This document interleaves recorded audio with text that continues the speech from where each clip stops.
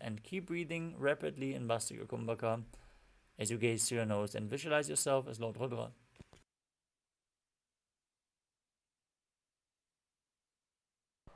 पगतली संपुट करी हाथस्य उपग उचाई.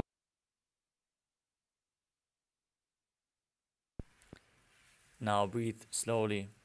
Lay down on your back with the feet flat, palms down on the ground just behind your heels.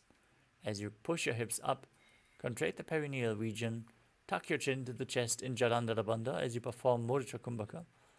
Exhaling while you keep Jalandhara Bandha, the throat lock engaged. Push the air out slowly as you gaze through your nose and visualize Swamiji in your inner space in Unmukha Pitasana too. ऊर्ध्वे च जानुनी कृत्वा शवित्वोर्ध्वमुखं तथा उत्थाप्य हस्तौ तिष्ठेत्तु पीठ उन्मुखनामके.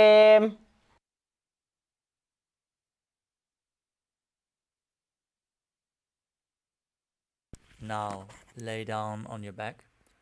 Keep the hands at the side of your hips with the palms facing up. Perform the Shakti Chalan Mudra. Pull the Kundalini Shakti up along your spine forcefully. Visualize your body is dead, and Swamiji, the Supreme Pontiff of Hinduism, is liberating you as you internally chant Om Nithyananda Paramashivam in Shivasana. उत्तानं शववद्भूमौ शयनं तु शवासनं शवासनं श्रान्तिहरं चित्तविश्रान्तिकारणम्.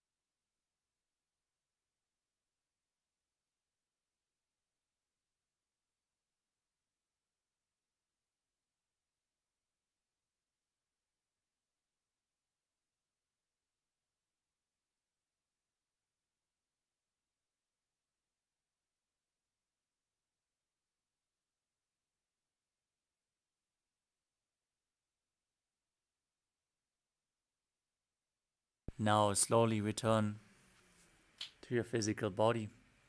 Start to wiggle your fingers and toes, your wrists and your ankles, your elbows and your knees. Pull your knees up towards your chest and circle them with your hands and rock your body from side to side as you slowly return to a comfortable seated position.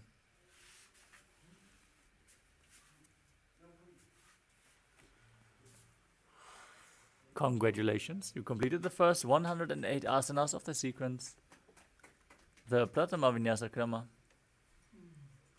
With this, let us now move on to the next asana of the sequence.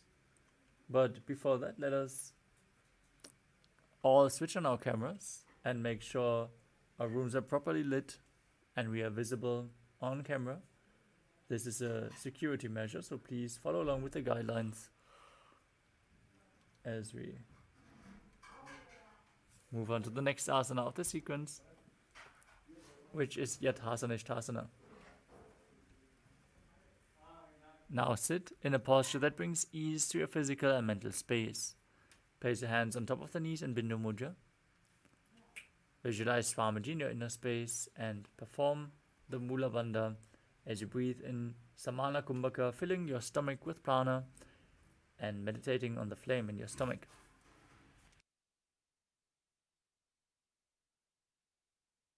पर्यङ्कं तत्समाख्यातं यथसंस्थं यथा स्थितिः.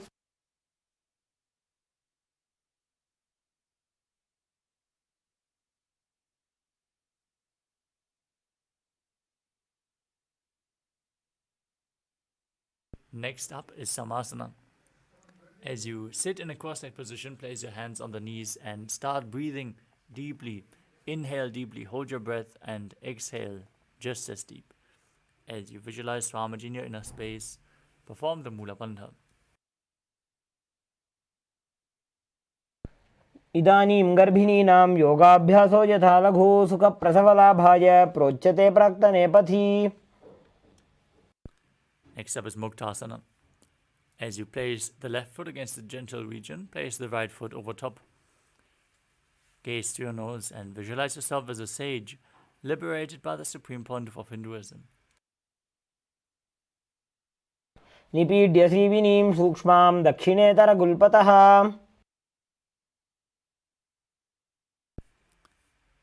Next up is Siddhasana.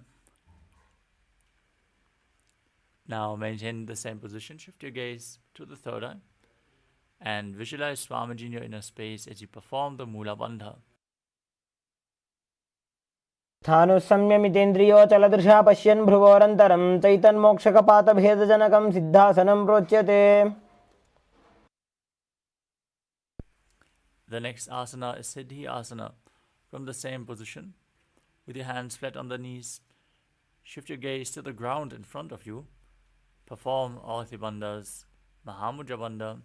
Visualize Swamiji in your inner space and internally chant the Mahavakya, Om Nithyananda Paramashivam. वामपादके इडीजानो सीवनिमधितासु कोठानो. Next up is Rudrasana 2. As you keep your legs in the same position, rotate your hands on top of the knees back into Bindu Mudra. Visualize yourself as Lord Rudra as you gaze to your third eye. वामचरण परिदक्षिण राखे एकजुगुति ऐसे विदिदाखे. Next up is Santadhunasana. Now maintain the same position. Shift your gaze to the nose and embody tranquility and an unshakable nature. आसन की गुण मन की चंचलता मीटे. Next up is Siddhasana 2. Now maintain one heel on top of the other as you cup your palms in front of the navel in Samputa Mudra, resembling a lotus flower, as you visualize Swamiji in your inner space. ऋजुकाय समासीन सिद्धासनमुदीरितम्. Next up is Bandha Yoni Asana. Now Maintain one heel over the other. Set the sankalpa to manifest through the womb of creation as you get ready to enter Shanmukhi Mudra. Exhale deeply. Close your mouth with little and ring fingers, the nostrils with the middle fingers, the eyes with the index fingers, and the ears with the thumbs. यत्र मध्ये महादेव बन्धयोन्यासने शृणु.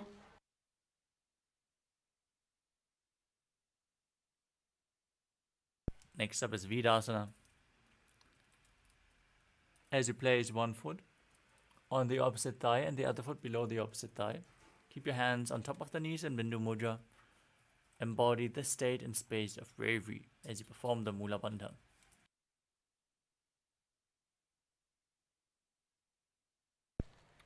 एकं पादमथैकस्मिन् विन्यस्योरुणि संस्थितः.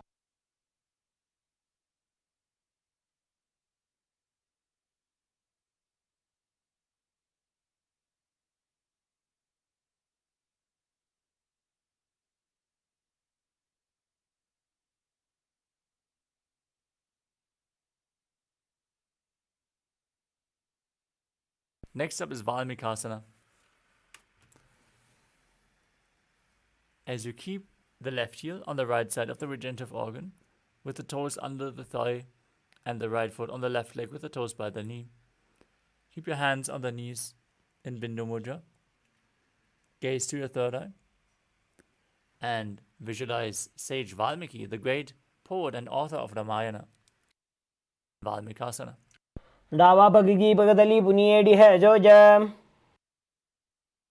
Next up is Joni Mudrasa. Now rotate your hands on top of the knees, keep them flat. As you gaze to your nose and visualize Yoni Mandala, the visual representation of Devi Paramātma Śakti.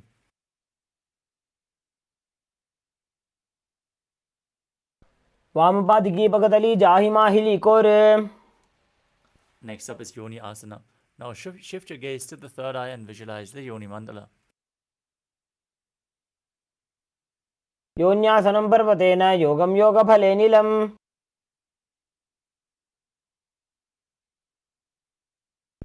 Next up is Bhadrasana 3. Now bring the soles of the feet together in front of your body, heels close to your perineum. Hold the feet with both hands firmly as you push your knees down to the ground. Gaze to your nose and visualize yourself as Lord Veerabhadra. Perform Uddiyana Bandha and Mula Bandha.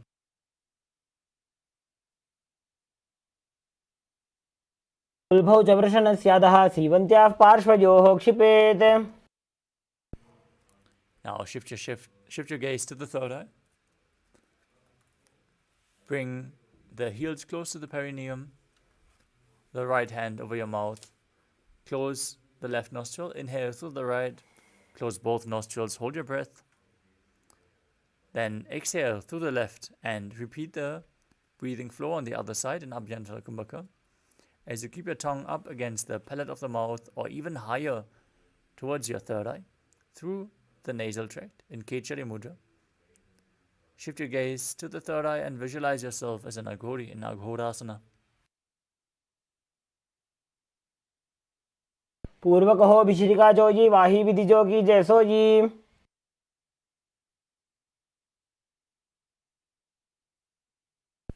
Next up is Kanari Pavasana.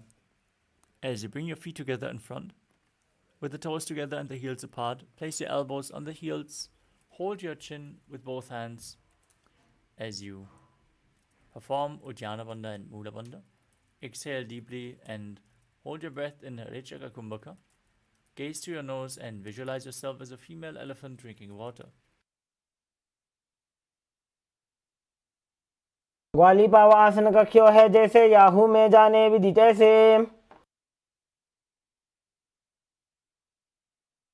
Next up is Padasana. As you sit, with your knees raised, arms between the thighs and calves, interlace your fingers and lift your feet off the mat. Gaze towards your nose as you visualize Swamiji in your inner space. Exhale deeply, perform the Mula Bandha. ततोर्ध्वम्रे च येत् वायुं मृदुनिश्वास संयुतम्. Next up is Gopi Chandasana. Now, Hold your feet with the fingers interlocked and pull them up towards your throat as you keep your heels on the chest. Gaze to the nose as you embody the state and space of a king.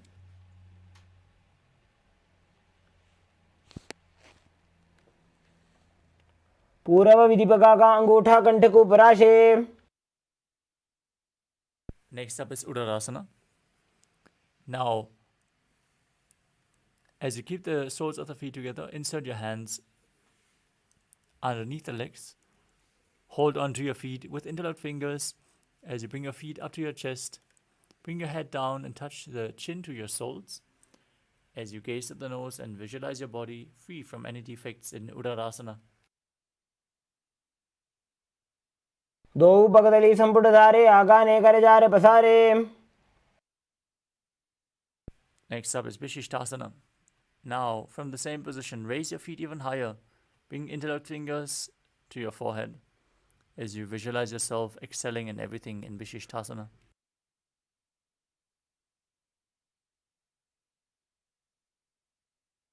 दो पगदली जोड़ी संपुट करे.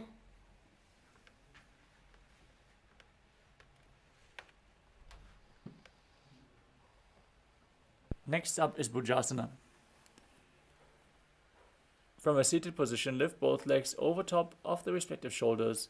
Bring your arms underneath the legs and up, interlacing your fingers around the back of your neck. Now visualize yourself as a cobra as you perform the Mula Bandha in Bhujasana. शिरासनं तु विज्ञेयं कक्षासनमतः परम्. Next up is Kalyanasana.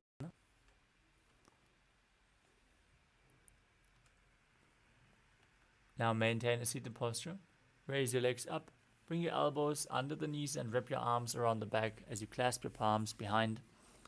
Gaze to the nose and visualize yourself as a beautiful, auspicious goddess. दो हाथ पगों में आने तिनको घोड़ा नीचे ठाने. Next up is Sankatasana.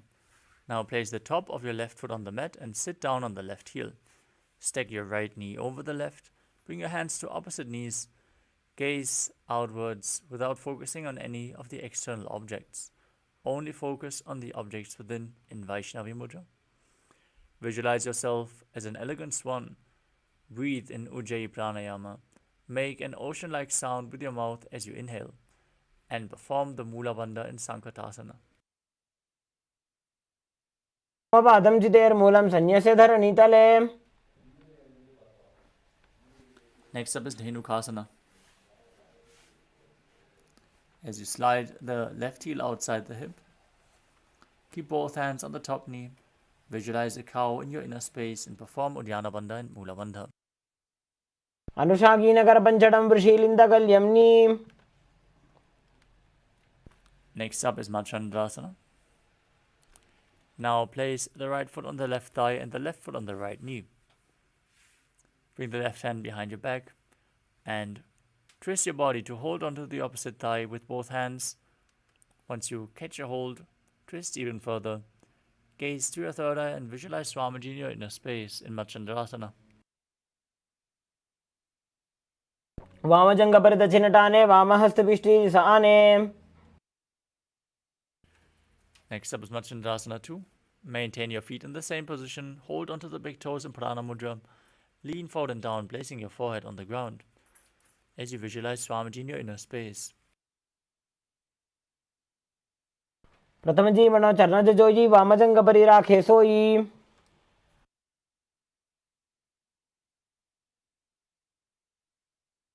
Next up is Guru Asana. Now maintain the same position. Interlock your fingers, place them on the top knee. Perform all Bandhas, Mahamudra Bandha, and visualize Swamiji, your Guru, in your inner space. वामपादं चितेर्मूलं संन्यस्य धरणीतले. Next up is Sankatasana. On the other side, now bring the top of the right foot on the mat, sit on the right heel, and stack the left leg over top as you visualize yourself as an elegant swan. वामपादं चितेर्मूलं संन्यस्य धरणीतले.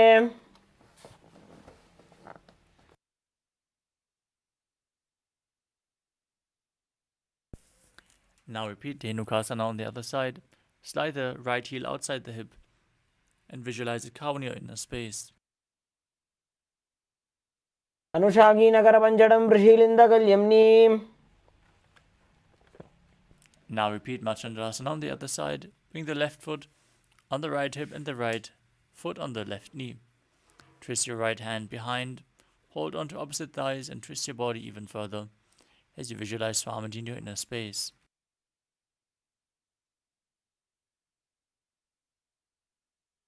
वामजङ्गपरदक्षिणटाने वामहस्तपिष्ठीतिसाने. Now untwist your body, hold onto the big toes and lean forward and down, placing your forehead on the ground. Your chest should touch your heels in Machandrasana too, as you visualize Swamiji in your inner space.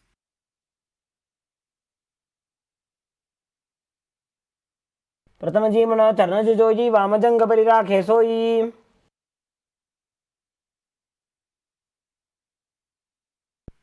Now interlock your fingers, place them on the top knee, engage all three bandhas.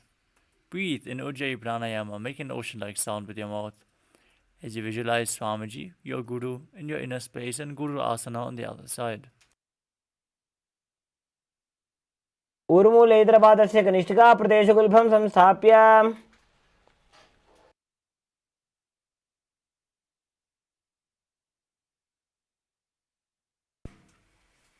Next up is Pashasana.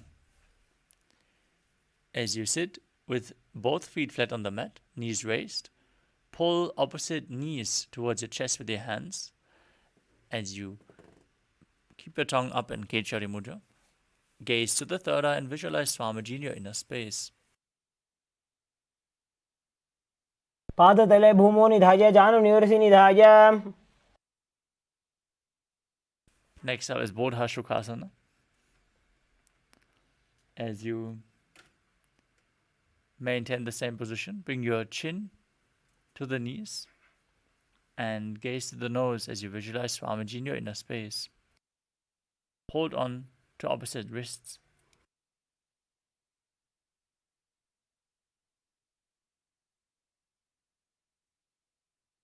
दोवोपगतली भूपरिधरे कौरवाश्रिये शेखरे. Next up is Kudakatasana.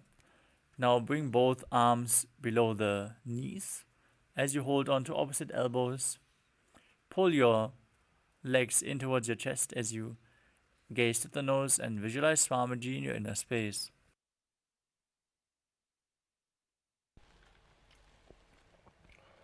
दो हाथ पग बाहर ल्यावे घोड़ा नीचे ले टहरावे.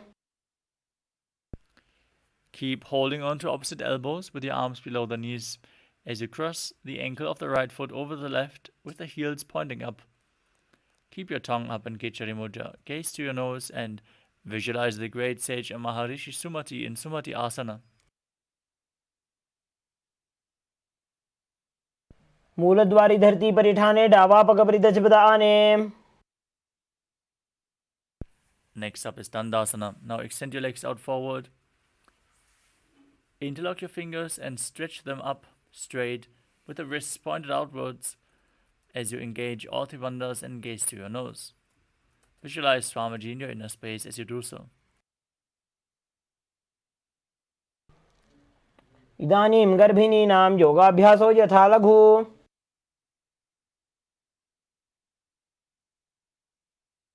Next up is Adambhasana.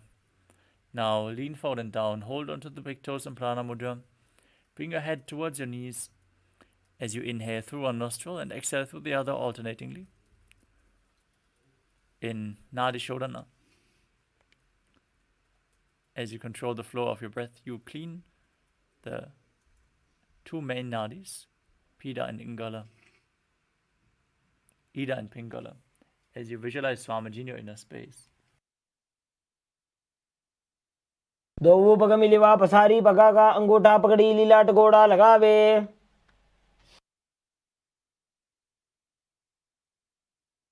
Next up is Bidukasana. Now, with your legs stretched out, raise your knees slightly. Keep some distance between your heels. Lean forward, bring your shoulders down, and wrap your hands in and around the legs, holding onto the ankles from the outside of the feet. Gaze to your third eye as you visualize Swamiji in your inner space. प्रथम बेसी दो पाव पसारी कछुक ऊर्ध को कोरडो डारे.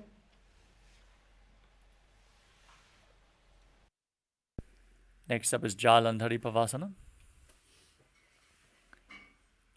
Now bring your arms underneath the shins with the palms facing up. As you place your forehead down, bring your chin towards the heel.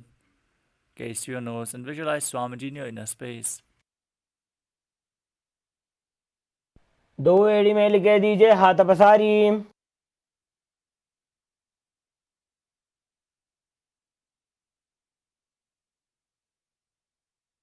Next up is Urdhva Paschimottanasana. As you sit with your legs extended forward, bring one leg behind your neck. If you can't bring it behind your neck, you can also bring it over your shoulder or cross it over your knee, pull it towards your chest, and then lean forward and down. Hold on to the front foot with both hands. Gaze in Shambhavi Mudra as you visualize Swamiji in your inner space and perform the Pratyahara Pranayama.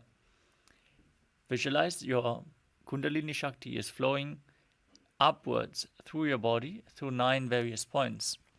The first point are the soles of the feet. From there, it moves to the genital region. From there, through the navel, to the heart, to the throat, to the uvula, the top of your mouth, the third eye center, the top of your forehead, until it finally pierces the Brahmaranda, the crown of your head. Now, visualize Swamiji and perform the Mula Bandha in Urdhva Paschimottanasana. पश्चिमतानवत् संस्थितिं कृत्वा एकं पादं ग्रीवायां धृत्वा तिष्ठेत्. Next up is Anantasana.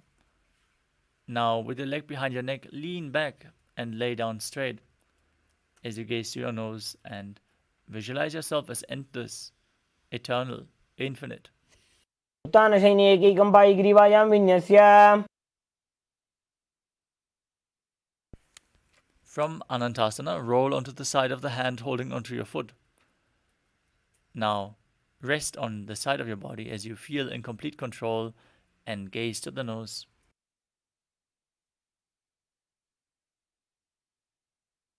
उत्तानशयित एकैकं पादं ग्रीवायां कुर्वन्.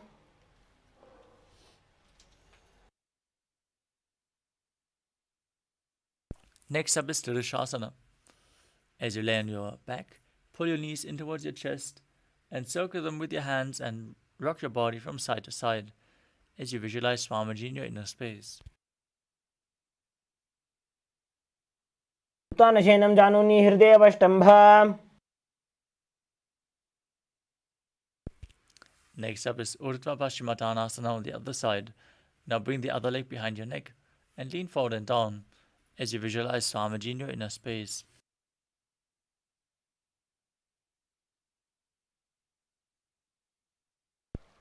पश्चिमतानवत् संस्थितिं कृत्वा एकं पादं ग्रीवायां धृत्वा तिष्ठेत्.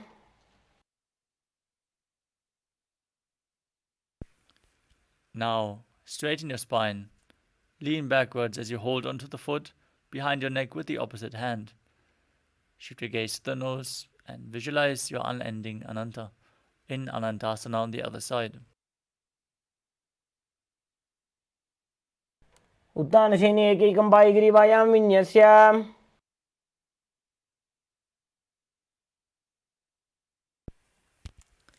Next up is Ankushasana on the other side. Now roll to the side and feel in complete control as you gaze to your nose. उत्तानशयित एकैकं पादं ग्रीवायां कुर्वन्. Next up is Yoga Nidrasana. As you lay on your back, now lift one by one your legs up behind your neck. If you cannot bring your legs behind your neck, you can cross them in front of you and pull them up with your hands, or you can bring your legs over your shoulders as you Gaze to your nose and visualize Swamiji in your inner space, interlocking your fingers behind your back.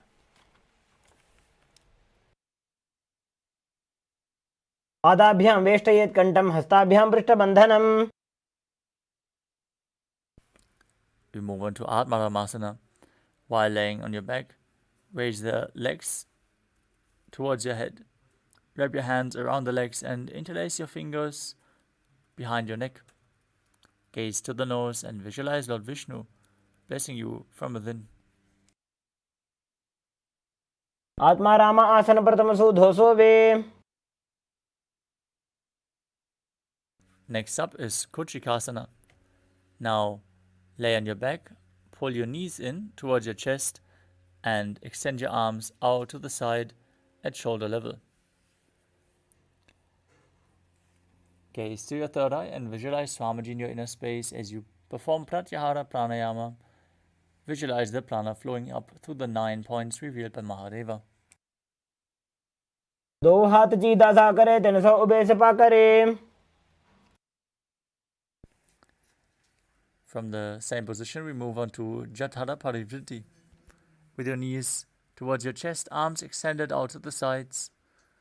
Let us perform this asana, which consists of 3 steps. We're going to perform all 3 and then repeat them on the other side. Now, with your knees towards your chest, drop one knee to the side and extend the opposite leg down. Step 1. Now bend both knees to the side. Step 2. Now extend both legs to the side, hold onto the feet, and gaze in the opposite direction. Step 3. Visualize Swamiji in your inner space and perform the Mula Bandha. Return to the center position. Drop the other knee to the side. Extend the opposite leg down. Step 1. Bend both knees to the side. Step 2. Extend both legs to the side and hold them with your hand as you gaze away from the feet. Step 3. वृत्तिकुक्षे भागे त्रिधा हि परिकीर्तितः. Next up is the Dviparapitam. As you lay on your back, bend your knees and place your feet flat on the ground. Hold your ankles and lift your hips up as you gaze towards your nose and visualize yourself as sturdy as a bridge. Breathe in Murcha Kumbhaka with Jalandhara Bandha and Mula Bandha engaged, and internally chant the Mahavakya Om Nithyananda Paramashivam. प्रतिक्रियायुतं द्वन्द्वपीठ सर्वबलप्रदम्. Next up is Paryankasana. As you lay on your back, place your hands flat on the mat as well. And keep your fingers pointing towards your feet as you raise your entire body off the mat. Now visualize yourself as sturdy as stone furniture as you breathe calmly through your nose in Sahasrara Kumbhaka and perform the Mula Bandha. उत्तानशयनं हस्ततलाभ्यां भूमिमवष्टभ्य. Next up is Shvotanasana. As you lay on your back, bend your knees to the chest. Visualize yourself as a dog playfully rolling around on its back as you perform the Mula Bandha. शवच्छरीरं संस्थाप्य जानुनी सम्मील्य नाभुवानीज. Next up is the Viparita Karani. As you lay supine, keep your arms flat on the mat and then raise your legs off the ground and move them in a circular motion. Visualize Swamiji in your inner space as you perform Jalandhara Bandha and Mula Bandha in Viparita Karani. विपरीताख्या सर्वाधिव्याधिनाशिनी. Now stop the movement of your legs. Remain in the same position as you visualize Swamiji in Viparita Karani too. भूतले सशिरो दत्त्वा खेनये चरणद्वयम्.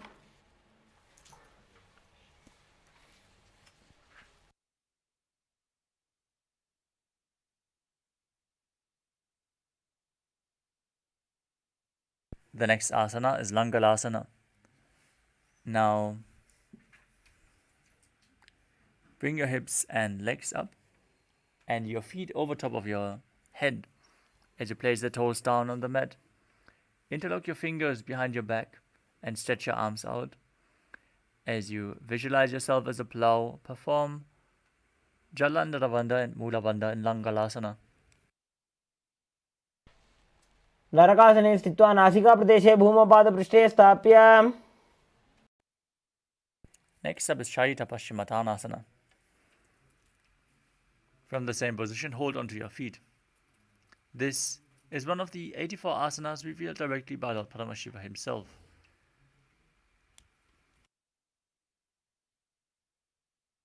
तानं शयित्वात् कुर्वीत शयितपश्चिमतानकम्.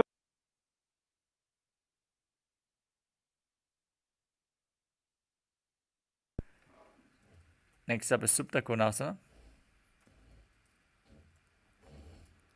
In the same position, bring your hips over the shoulders and then spread your legs wide. Now visualize Swamiji in your inner space. Perform Jalandhara Bandha and Mula Bandha.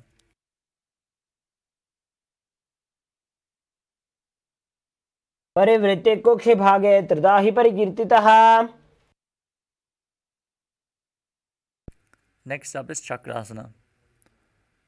As you join your feet back together above your head, hold onto your ankles and roll onto your back as you keep your arms and legs straight, visualizing yourself as a chakra, a wheel in Chakrasana. शवासनस्तद्वौ पादौ कुर्यान्मस्तकतः परौ.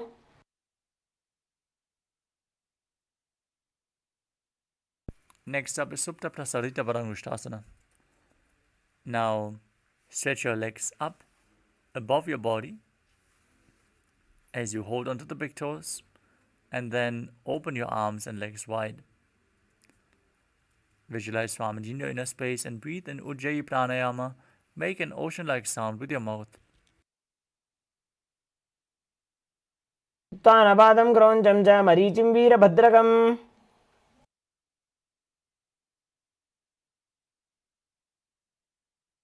Now join your feet back together above your body. Keep holding onto the big toes in Prana Mudra. Visualize Swamiji in Supta Parangushtasana. उत्तानपादं क्रौञ्चं च मरीचिं वीरभद्रकम्. Next up is Matsyasana.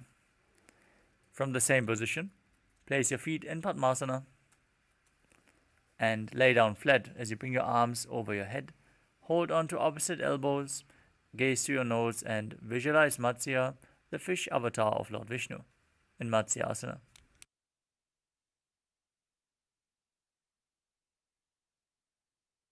पद्मासनं कृत्वा उत्तानशयनं चरेत्. Next up is Parasharamasana. As you lay on your back with your legs in Padmasana, place the back of the right hand onto the left palm above your head. Gaze to your nose and visualize Lord Rama in your inner space.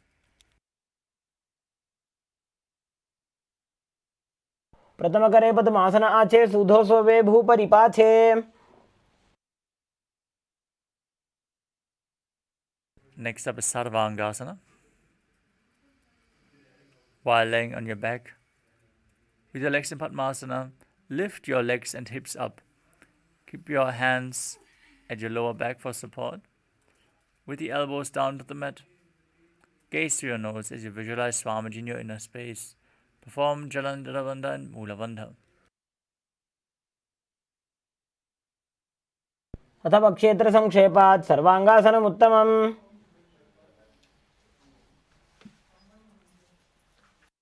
Next up is Vrishchikasana. As you lay on your back, place one foot on top of the opposite thigh. Extend your arms up above your head, hook the fingers forward as you gaze to your third eye and visualize yourself as a scorpion.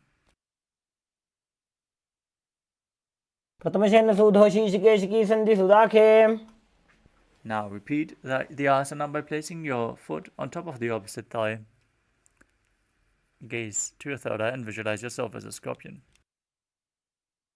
प्रथमशेन सूधो शीर्षिकेशिकी सन्धि सुदाखे. Next up is Vrishapada Kshipasana. As you lay on your back, interlock your fingers around your neck and lift your legs up as you alternate, bringing one knee in towards your chest, back and forth. Now visualize Swamiji in your inner space and breathe calmly through your nose in Sahasrara Kumbhaka in Vrishapada Kshipasana.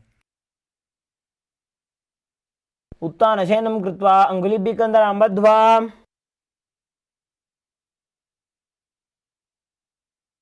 Next up is Maruttanasana.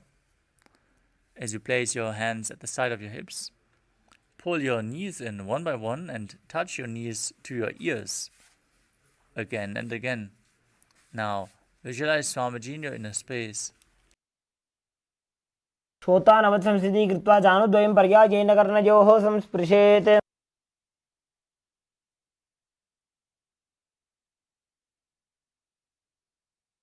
Next up is Vrikasana. From a prone position, place your feet flat on the mat and then stand up and sit back down, visualizing yourself as a wolf. उत्तानशयनं कृत्वा पादतलाभ्यां भूमिं धृत्वा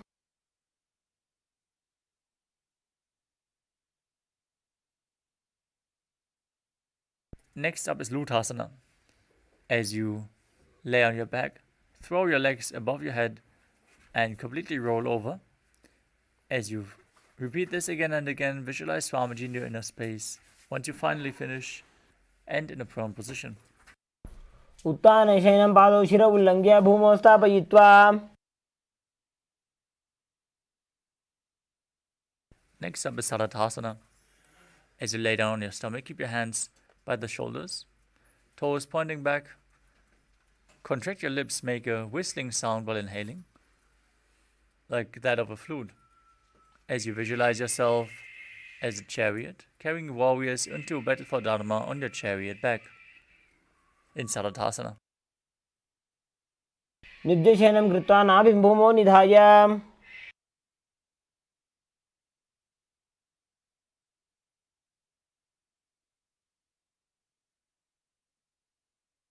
Next up is Dehalyulanganasana. Now push your hands into the ground, lift your body into a plank position, and jump your feet forward and back in between the hands as you visualize yourself transcend body and mind. हस्तद्वयं बद्ध्वा तन्मध्ये चरणद्वयम् उड्डानैव बहिरानीय Now rise up, bend forward and place your hands on the mat as you walk around on all fours, visualizing yourself as a wise 60-year-old elephant, calmly breathing through your nose in Sahasrara Kumbhaka in Jatyasana. अथ च अत्यासनं वक्ष्ये येन जातिस्मरो भवेत् हस्तान्द्रिभूमौ च गमनम् आगमनं ततः Next up is the Lolitika Karana. Now stand with your knees bent and the feet pointing outwards. Bend your elbows and bring your hands at chest level as you rotate your arms around your body and open up your chest, moving your head in all directions.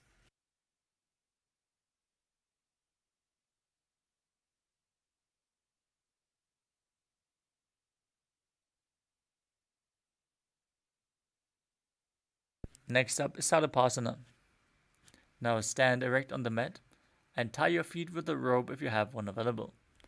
Keep your hands at the side of the hips. As you visualize, your Kundalini Devi is rising and curling upwards around your body as you stand completely straight.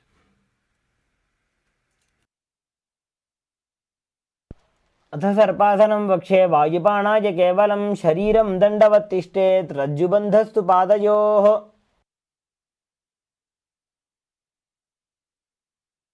Next up is Ushtra Sadhanasana. From a standing position, lean forward and down. Hold onto the front of your feet as you step your feet on your hands. Now visualize yourself as a camel and start walking around on your mat. मुष्टिकनिष्ठिकाप्रदेशेन भूमौ निधाय उपरि पादतले संस्थाप्य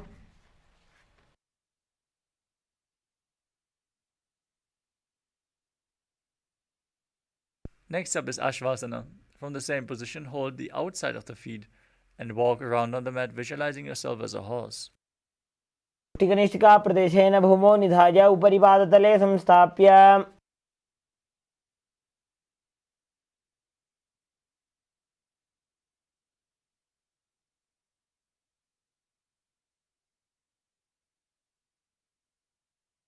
Next up is Kapotanitakasana. As you interlock your fingers behind your back in Padasha Mudra, pull them down towards your calves. Open up your chest widely. As you visualize yourself as a soaring bird diving, perform the Mula Bandha. पादतले भूमौ निधाय पृष्ठभागेन हस्तौ जङ्घापर्यन्तं नीत्वा Next up is Tala Pushpa Bhutam Karana. Now stand tall with the palms together in Namaskara Mudra.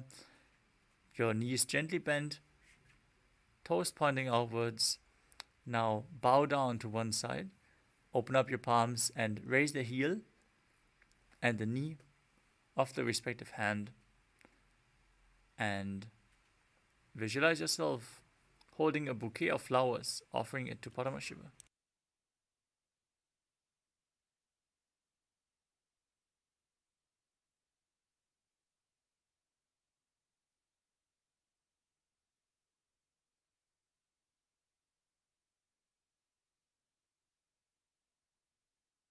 Next up is Khadgasana.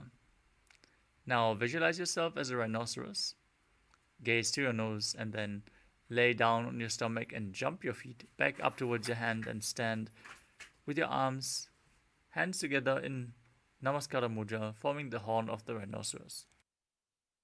भुजसर्तमासनं कृत्वा पादतलाभ्यां भूमिं धृत्वा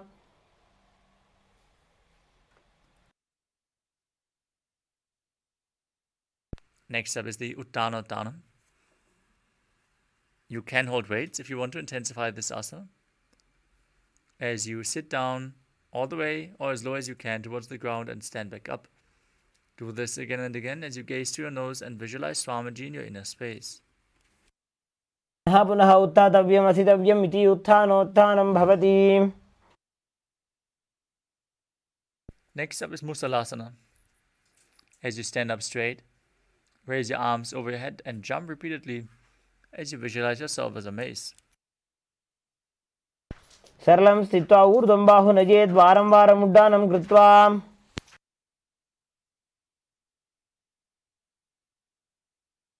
Next up is Uchirshakasana. Now, pull the sole of one foot towards your chest and sit down and stand back up with the other leg, alternating on both sides as you gaze to your nose and visualize Swamiji in your inner space. हस्तद्वयेन एकैकं पादतलं कुक्षौ निधाय तिष्ठेत् उच्छीर्षकं भवति.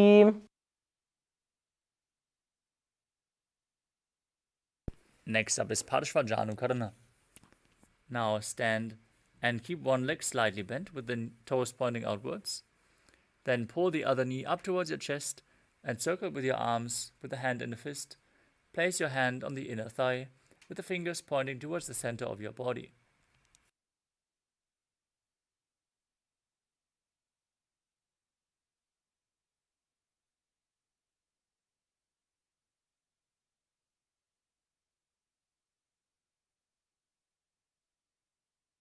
Next up is Tandavasana. You can hold weights if you want to intensify this asana.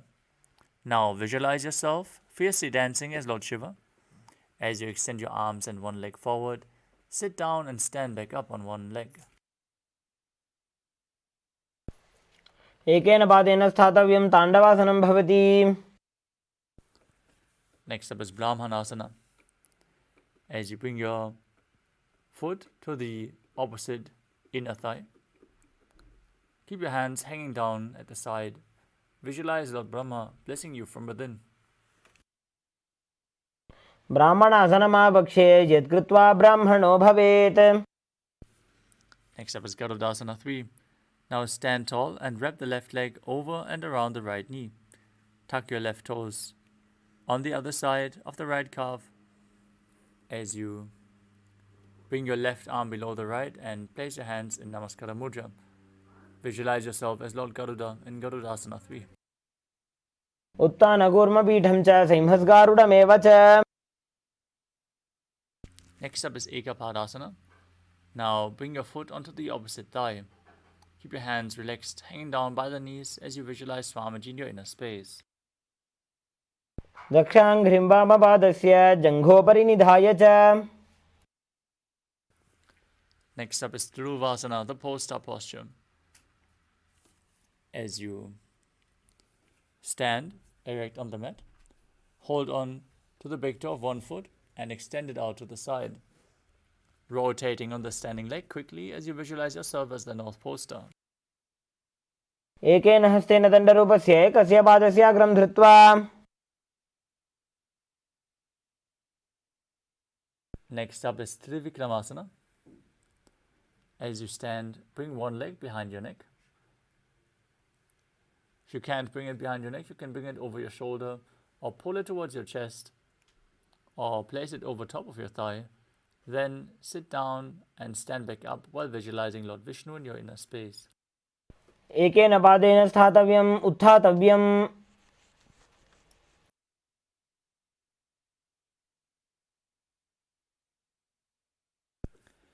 Next up is Parshvajanukarana on the other side. Now pull the other knee in towards your chest with the hand in a fist. Opposite hand on the inner thigh with the fingers pointing inwards.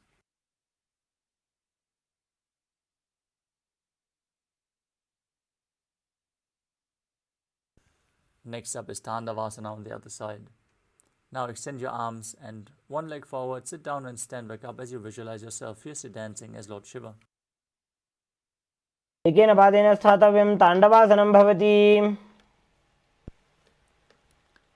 Now repeat Brahmanasana on the other side. Bring your foot towards the inner thigh, hands relaxed by the sides as you visualize Lord Brahma blessing you from within.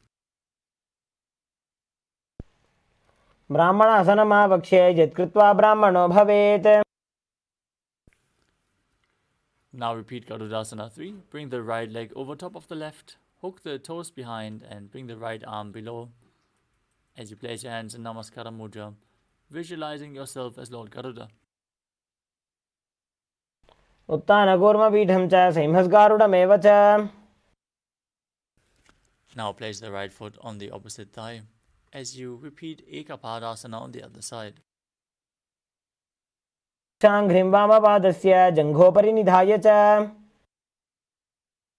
Now hold onto the big toe of the right foot as you extend your right leg out and rotate quickly on the left leg.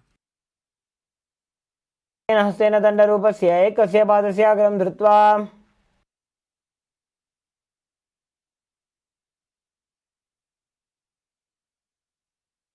Next up is Trivikramasana on the other side. Now bring the other leg behind your neck. Sit down and stand back up, performing the 3 steps of Lord Vishnu. In Trivikramasana, ग्रीवायां पादं संस्थाप्य स्थातव्यम् उत्थातव्यं त्रिविक्रमासनं भवति. next up is Samanakakarana. As you stand, with your heels together, toes pointing slightly outwards, keep your arms slightly extended away from the body, with the fingers pointing one by one.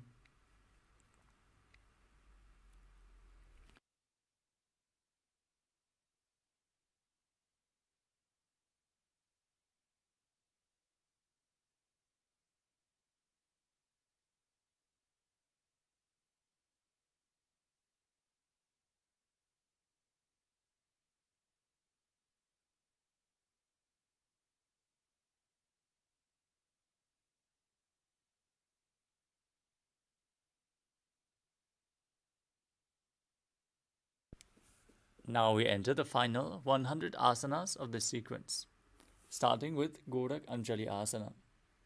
Now stand erect and then bend forward as you bring both hands underneath the knees and make a finger lock in Parashva Mudra. Then squat down and bring the finger lock to your navel as you visualize Sage Goraknath, the founder of the Nata Yoga Hindu Sampradaya, Perform the Jivachala Kumbhaka. Inhale deeply and hold your breath as you move the prana freely throughout your system, up and down and through your limbs, along with your mind. Perform the Mula Bandha and chant the Mahavakya as you do so. Paratamahi bohoye bahuri nicho punihove.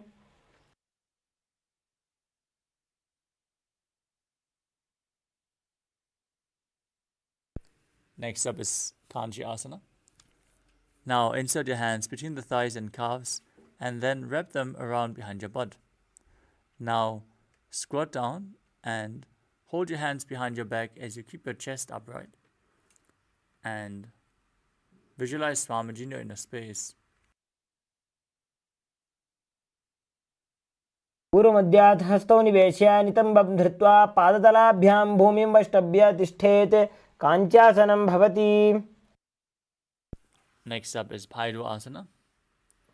As you bring your feet together and sit in a squatting position with your heels touching your perineum, hold your hands at the back in Parashu Mudra, gaze to the nose and gaze to your navel as you visualize Bhagavan Kala Bhairava, the Lord of Time, in Bhairu Asana.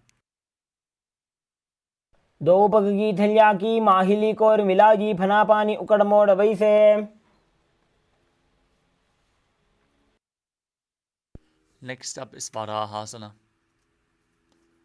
As you squat all the way down to the ground, keep your feet together and the toes apart. Bring your elbows up close to your head and join your palms behind your back in Anjali Mudra. Keep the fingers pointing downwards to the ground as you gaze through your nose and visualize yourself as Varaha, the boar avatar of Lord Vishnu. पागतली की माहिली core मिला जी फना पानी उकड़ वैसे. Next up is Pripitasana. As you hold on to the big toes in Prana Mudra, raise your hips to the same level as your knees. Now visualize Swamiji in your inner space as you perform the Mula Bandha.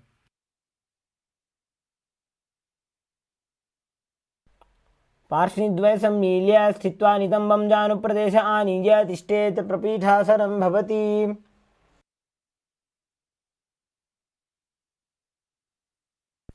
Next up is Bakasana. As you place your hands on the mat with the fingers wide, place your knees onto the back of your arms. Lean forward, find balance and lift your feet off the mat. Visualize yourself as a crow as you perform Jivachala Kumbhaka, moving the retained prana up and down throughout your system. हस्ताभ्याम् अवनिमवष्टभ्य जानुद्वयं नाभौ सम्मील्य.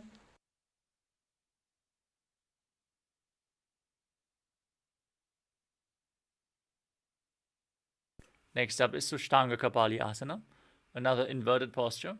Set yourself up in front of a wall if required. Now, keep your hands flat on the mat, shoulder width apart. With the knees on the arms towards your armpits, raise your hips up and then stretch your legs up and place them into Padmasana. Now, gaze to your nose and visualize Swamiji in your inner space as you perform the Mula Bandha.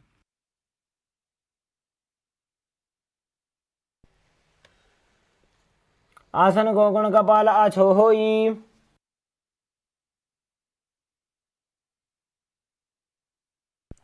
Next up is Guptasana. As you keep your toes flat, the toes touching behind your body, sit in between the heels. Keep your heels outside of the hips. As you keep your hands on the thighs, gaze to your nose and visualize you are sitting in the secret seat with Paramashiva and Guru in Guptasana. जानोर्वोरन्तरे पादौ कृत्वा पादौ च गोपयेत्.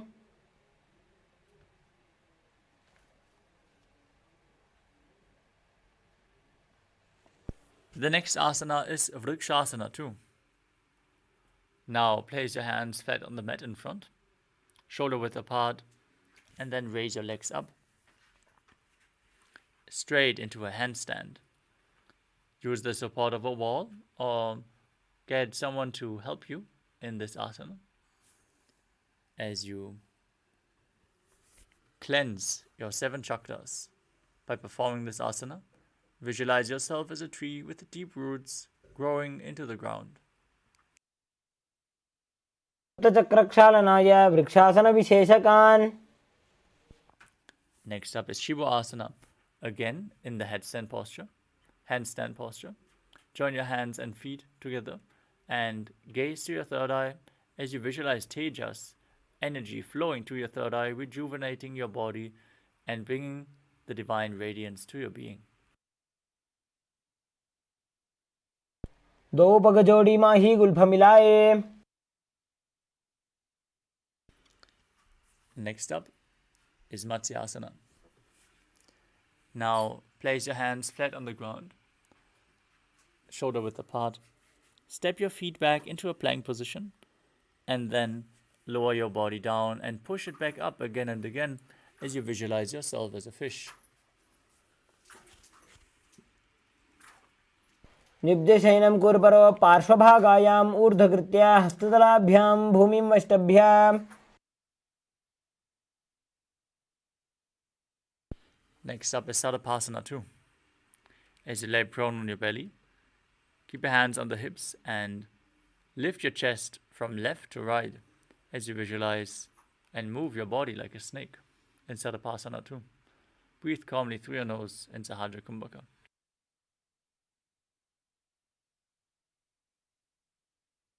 निब्जं शयनं कृत्वा हस्तौ नितम्बं संस्थाप्य.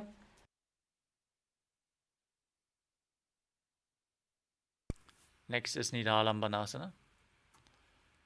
As you lie prone on your belly, keep your hands in Padma Mudra, the lotus mudra. As you hold onto your chin, place your elbows on the mat in front of you, with the toes pointing backwards. Feel self-supported and completely independent.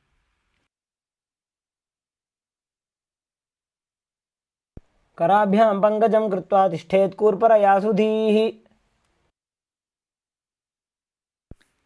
Next up is Chadrasana. As you lay on your stomach, place your hands flat on the mat in front and straighten your arms, pushing your upper back up. Bend your knees and bring your feet towards your upper back as you visualize yourself as an umbrella protecting your guru from the sun rays. ध्यासनमस्थित्वा हस्ततलाभ्यां भूमिं वष्टभ्य.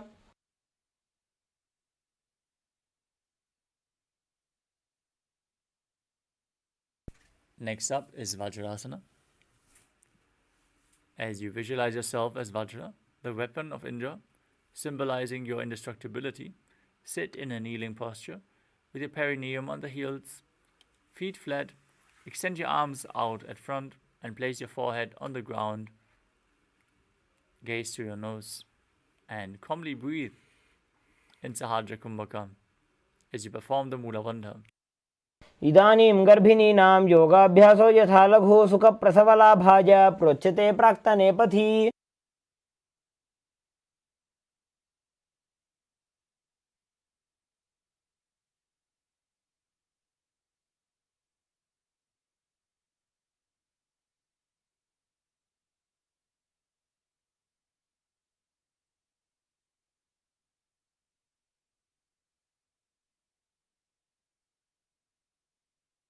Next up is Meshasana. Now place your hands flat on the mat and raise your hips up into Gajasana. Then alternate striking the ground with your hands as you experience yourself as powerful as a ram.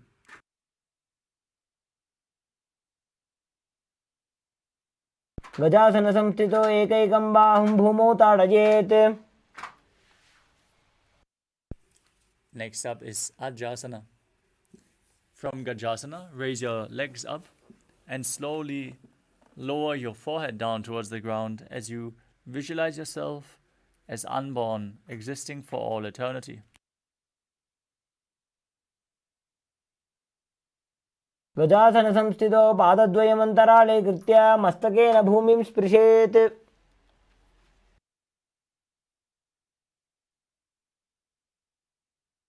Next up is Tadasana.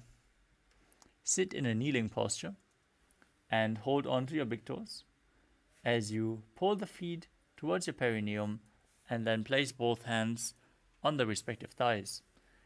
Gaze to your nose, visualize Swamiji in your inner space and breathe in Ujjayi Pranayama, making an ocean-like sound with your mouth on the inhalation as you perform the Mula Bandha in Tadasana.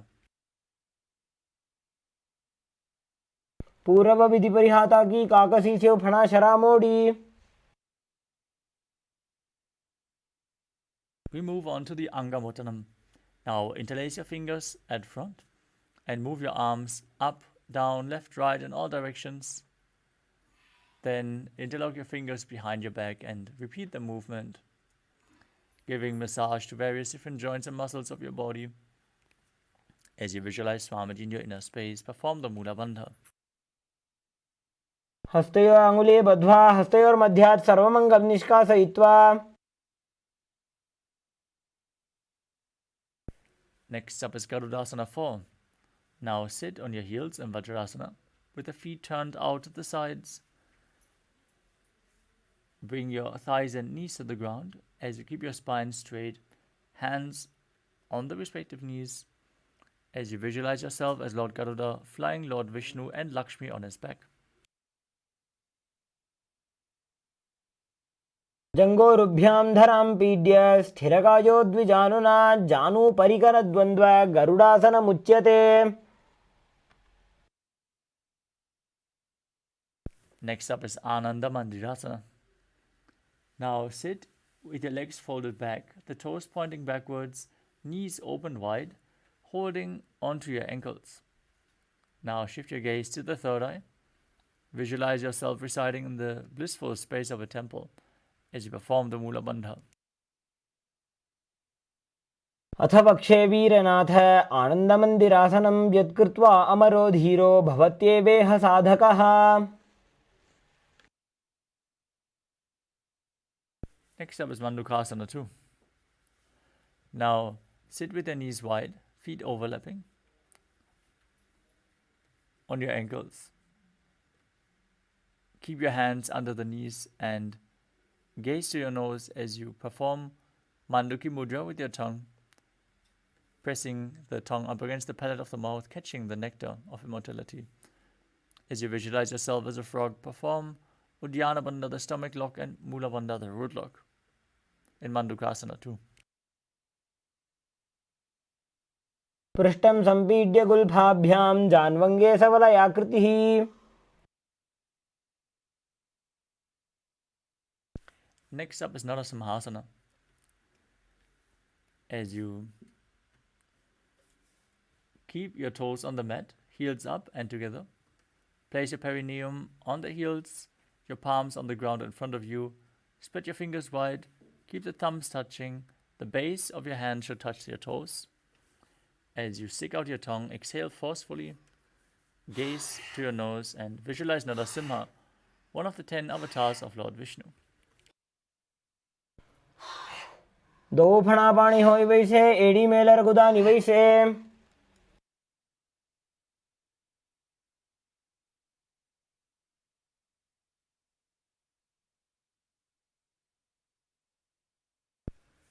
Next up is Bishrakasana. As you sit on the toes, with the perineum placed on the raised heels, cover your mouth with both hands cupped over top. Bring your thumbs beneath the upper teeth and close your lips. As you inhale through the right nostril and exhale through your mouth in Vishnaka Pranayama, gaze to your nose and visualize yourself as Devi, victorious over all your fears.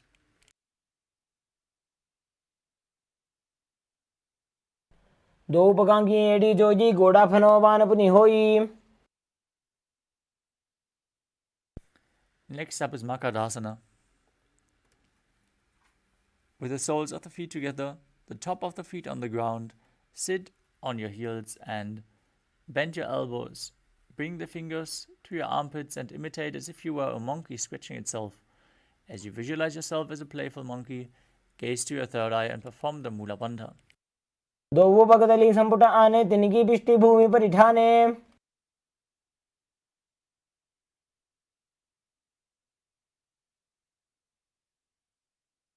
Next up is Vajrasangarasana. As you stand on the toes, with the soles of the feet together, sit on your heels, keep your knees wide and off the floor, with your hands holding the elbows behind your back. Gaze to your nose and embody diamond-like strength for you and your Sangha, your spiritual community. प्रथम बना पानी होए बैसे दो वेड़ी गुदानी बैसे. Next up is Kanjanasana. Now, keep your toes down and cross your ankles. As you sit down on the heels, place your palms to the side onto the mat as you gaze to the nose and visualize perfect health beyond any and all physical or mental ailments as you perform Uddiyana Bandha and Mula Bandha. खञ्जनासनमावक्षे यत्कृत्वा सुस्थिरो भवेत्.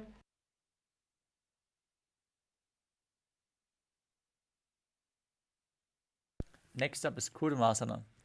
From the same position, sitting on crossed heels, place your hands on the knees, shift your gaze to the nose, visualize yourself as a turtle with a stable body and mind to live for centuries as you breathe in Ujjayi Pranayama in Kurmasana.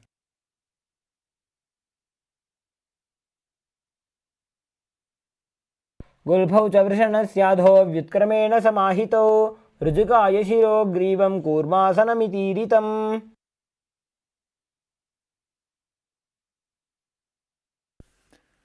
Next up is Yogasana.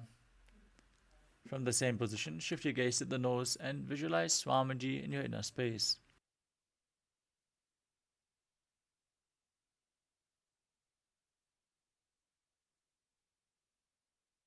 गुदं नियम्य गुल्फाभ्यां व्युत्क्रमेण समाहितः.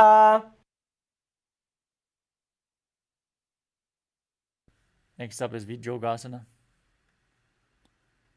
As you stand on the knees, cross your ankles behind, step your feet to the opposite hips as you hold onto your calves with the fingers inside and the thumbs outside. Shift your gaze to the third eye and visualize a space of eternal oneness, Advaita, with your Guru. गोड़ा वामौ उभौ होई गोड़ा आड़ा राखे दोई.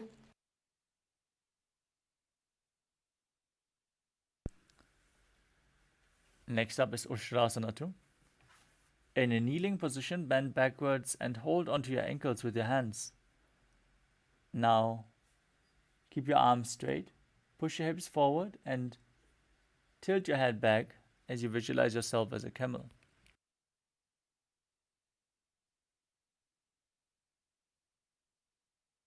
मेरुदण्डग्रन्थिदाढ्य संविवादयिषु पुमान्. Next up is Jatyasana 2. Now, with the heels together and the hands on the soles of the feet, slowly lean back, bring your elbows down and then the top of your head to the mat. As you gaze to your nose, experience yourself as a lotus blooming. दो वेड़ी संपुट करे सोले मूलद्वारित रिधरे.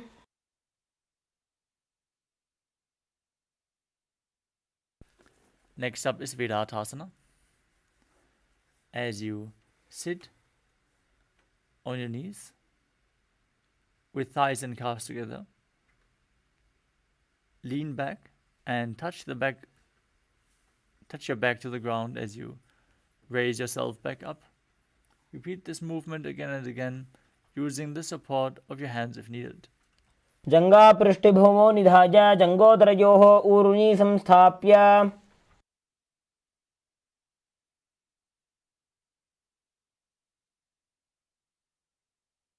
Next up is Kapotasana. Now,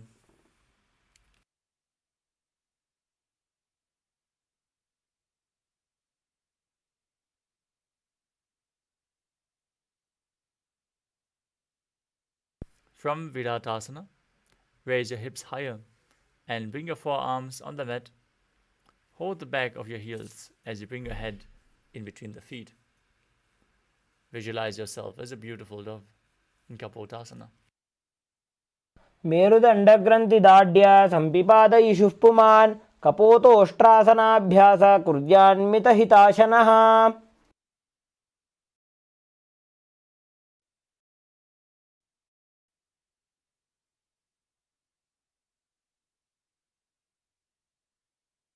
Next up is Varasana.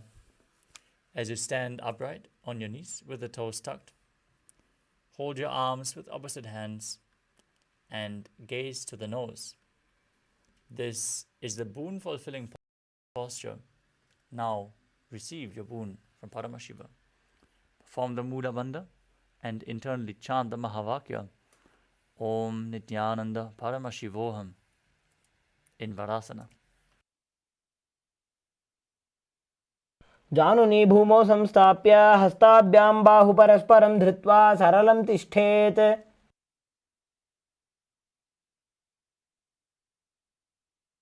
Next up is Varahasana.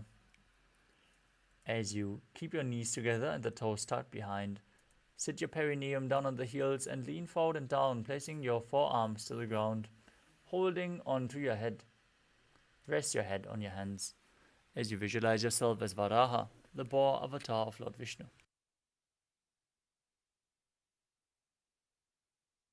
सूर्यं चन्द्रं भेदनानि आसनानि निकत्यते कूर्परौ भूमौ स्थापयित्वा जानुभ्याम् अवनिमवष्टभ्य हस्तौ मस्तके संस्थाप्य.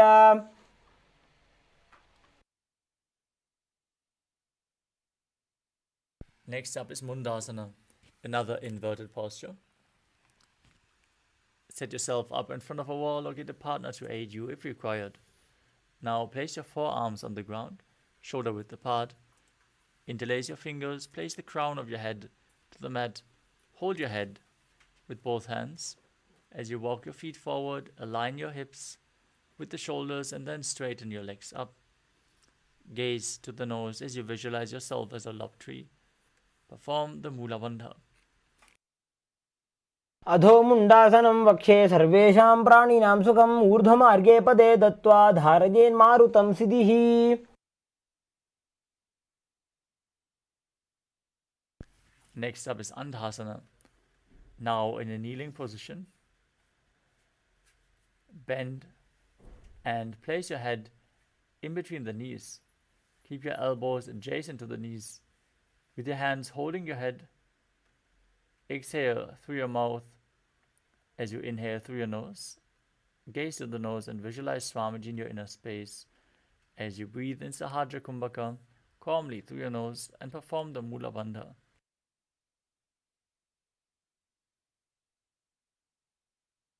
प्रथम पगतली समटरावे कोरमाहिली उभे मिलावे. Next up is Viparita Shalabhasana. As you lay down on your stomach with your arms and legs extended. You can hold weights if you want to intensify this asana. As you raise your arms, head, legs, chest off the ground and visualize yourself as a locust. शलभासनभेदाश्च नटभेरुण्डनामके गण्डभेरुण्डसहिते शीर्षदण्डासनं तथा. Next up is Kapalasana. Now laying on your stomach, place your hands next to your hips and your forehead on the ground. Lift your entire legs off the mat as you visualize a skull representing the mind with purified thoughts and the strong will to attain enlightenment. कपालं भूमौ निधाय ऊर्ध्वं पादौ नजेत् कपालासनं भवति.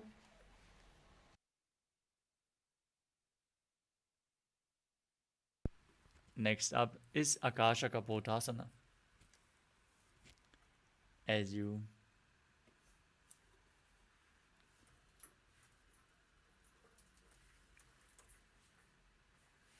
place your hands flat on the mat behind you. Raise your legs over top of your head and place them on the ground in front of you. Keep the hands flat. As you visualize yourself as a free and open dove, perform the Mula Bandha. मेरुदण्डग्रन्थिदाढ्य संविवादयिषु पुमान्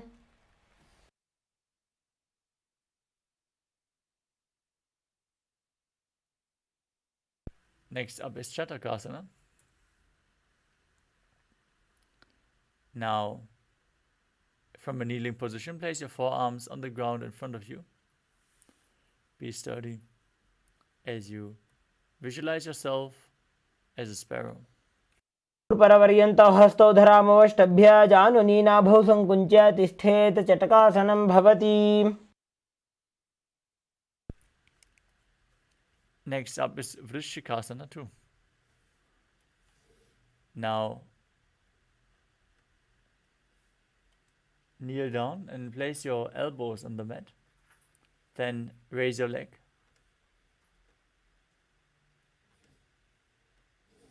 Over top of your head and touch your toes to your head as you visualize yourself as a scorpion. विच्छेव पुच्छप्रतिमां घ्रिपार्ष्णे धृत्वा स्वशीर्षे चिबुकं विधार्यकौ.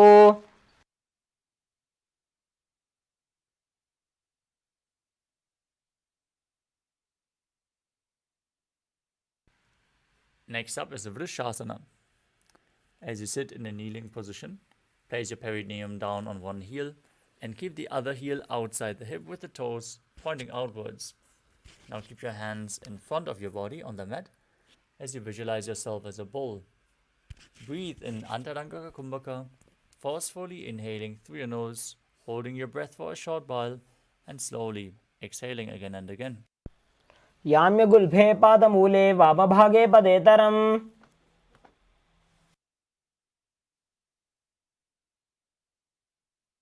Next up is Lolasana.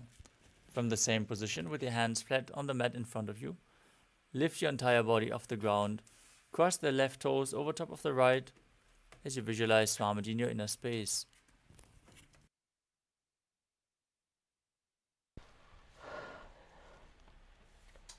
लोलासनं सदा कुर्याद् वायुलोलापघातनात् स्थिरवायुप्रसादेन स्थिरचेता भवेद्धृतम्.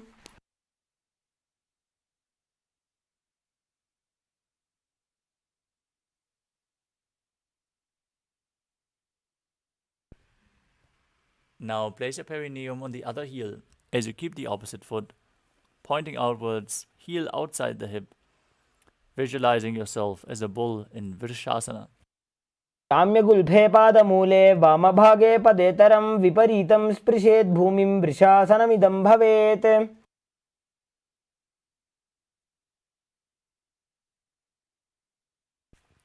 Next up is Bala Gunasana. Now place the toes of the left foot down and sit down on the left heel. Keep the right foot flat on the ground with the knee raised towards your chest. Place your hands on respective knees and visualize Bala Gunahai, one of the 84 siddhas in your inner space, as you perform the Mula Bandha. आसन को गुण जल विकार जाई. Next up is Grahasana. As you squat down with your feet flat on the mat, bring your elbows under the thighs and wrap them around your shins. Hold onto your ankles from the outside as you visualize yourself as the entire planet. पादतले भूमौ संस्थाप्य जानुमध्ये कूर्परौ स्थाप्य हस्ताभ्यां गुल्भप्रदेशो धृत्वा तिष्ठेत् ग्रहासनं भवति.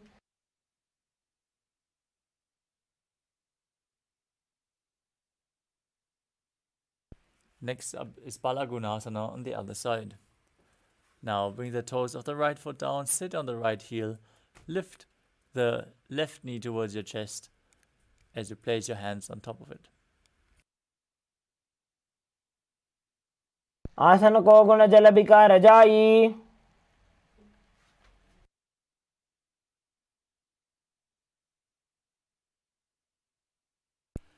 Next up is Utkatasana.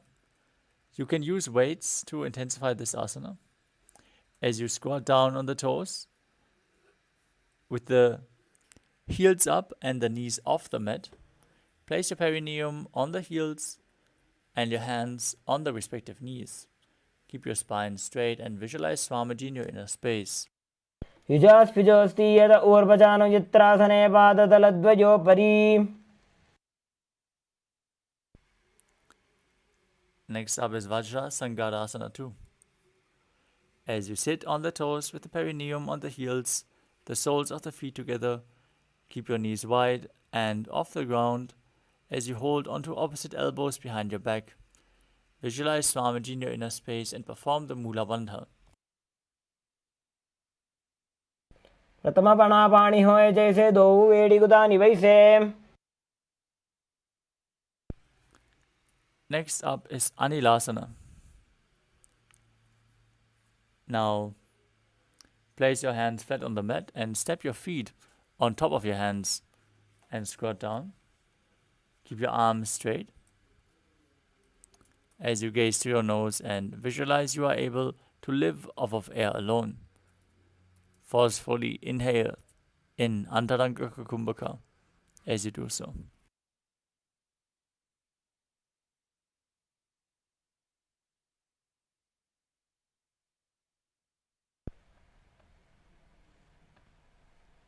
कूर्परपर्यन्तौ हस्तौ धरामोष्टभ्य.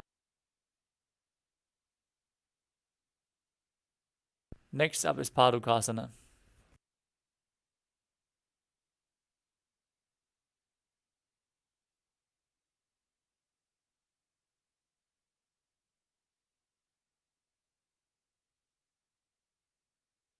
Now, place the back of your hands onto the mat and step your feet on top. As you visualize, you're wearing padukas, walking across India. Wrap your hands around the feet and walk around on your mat.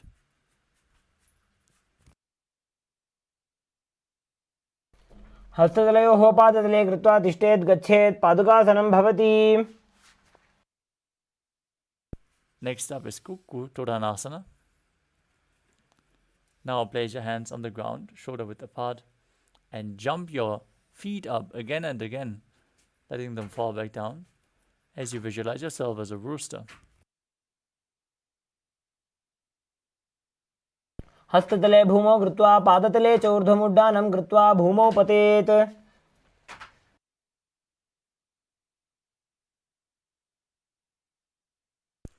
Next up is Viparita Nrityasana. As you place your hands on the mat, raise your legs upwards into a handstand. Move around on two hands dancing as you feel yourself become free of all inhibitions. हस्ततलाभ्यां भूमिं वष्टभ्य ऊर्ध्वपादाग्रे कुर्वन्.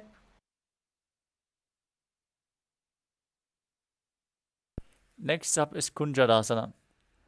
Now, separate your feet and place one palm down on the mat with the arm straight, placing the other hand at your head. Visualize Swamiji in your inner space. Gaze forward, eyes wide open, unblinking, gazing within in Shambhavi Mudra. Look into your inner space as you breathe calmly through your nose in Sahasrara Kumbhaka and perform the Mula Bandha. अथ वक्षे महादेव कुञ्जरासनमुत्तमं करेणैकेन पादाभ्यां भूमौ तिष्ठेत् शिरःकरः. Now place the other hand down to the mat, opposite hand to the head. Visualize Swamiji in your inner space as you repeat Kunjarasana. अथ वक्षे महादेव कुञ्जरासनमुत्तमं करेणैकेन पादाभ्यां भूमौ तिष्ठेत् शिरःकरः. The next asana is Kadambasana. Now sit on the ground with the feet flat and the heels close to your body. Hold on to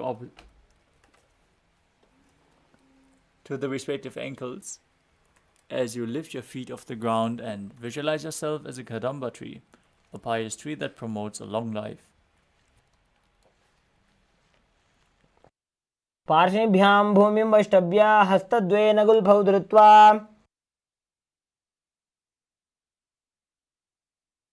Next up is Pavana Muktasana. Now place your feet flat on the ground.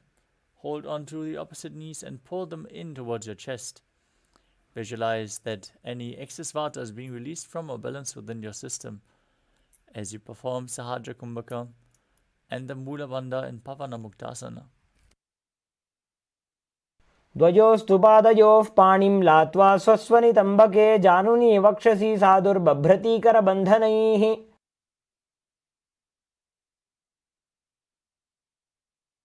Next up is Chakrasana.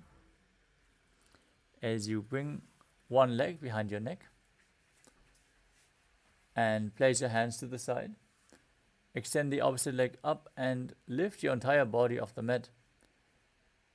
Gaze to your third eye as you visualize yourself as a powerful source of energy and perform the Mula Bandha as you do so. दानं चतुष्पादपीठं वज्रासनं तथा चकोरक्रौञ्च शलभभुजङ्गमपि वृश्चिकम्. Next up is Dhanurasana 2. Now hold on to the respective big toes with your hands as you extend one leg forward and pull the other one in towards your ear. Visualize yourself as a bow as you breathe in Sahasrara Kumbhaka in Dhanurasana 2. पादाङ्गुष्ठौ तु पाणिभ्यां गृहीत्वा श्रवणावधि धनुराकर्षकाकृष्टं धनुरासनमीरितम्.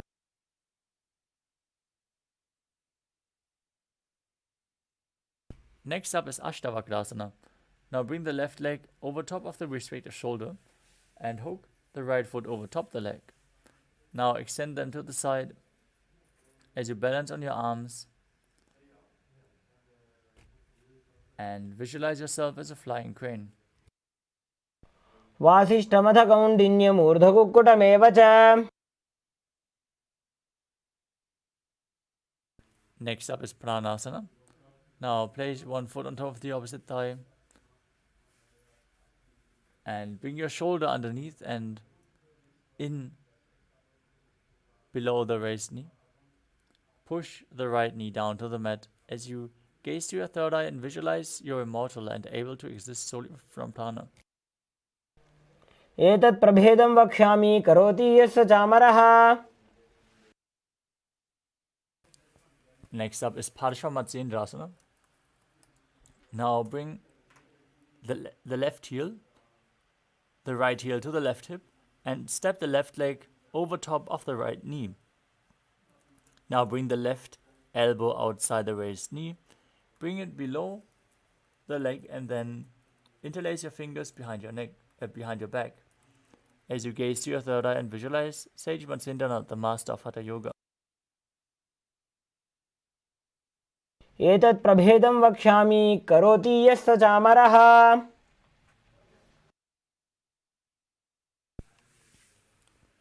Now repeat Chakrasana on the other side.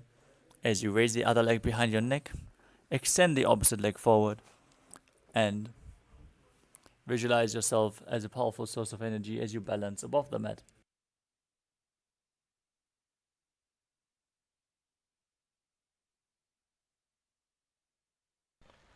पूर्वदानं चतुष्पादपीठं वज्रासनं तथा चकोरक्रौञ्च शलभभुजङ्गमपि वृश्चिकम्.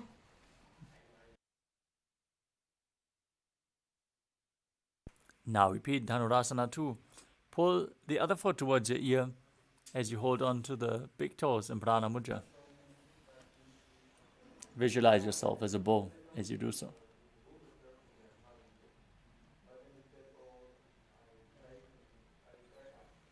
पादाङ्गुष्ठौ तु पाणिभ्यां गृहीत्वा श्रवणावधि धनुराकर्षकाकृष्टं धनुरासनमीरितम्.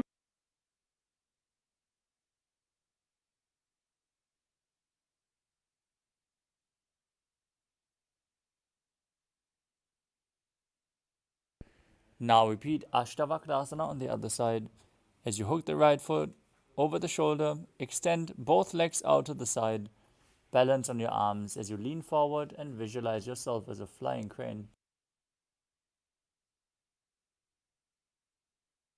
वासिष्ठमथ कौण्डिन्यमूर्धकुक्कुटमेव च. Next up is Pranasana.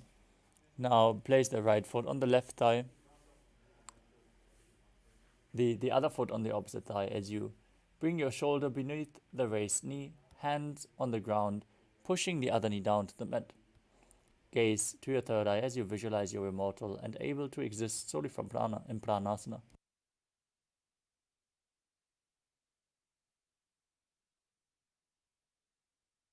एतत् प्रभेदं वक्ष्यामि करोति यस्य चामरः. Now repeat Paramātma as you bring the left heel to the right hip. Step the right foot over top. Bring the left knee outside the shoulder and interlace your fingers behind your back. Gaze to your third eye and visualize Sage Matsyendranath.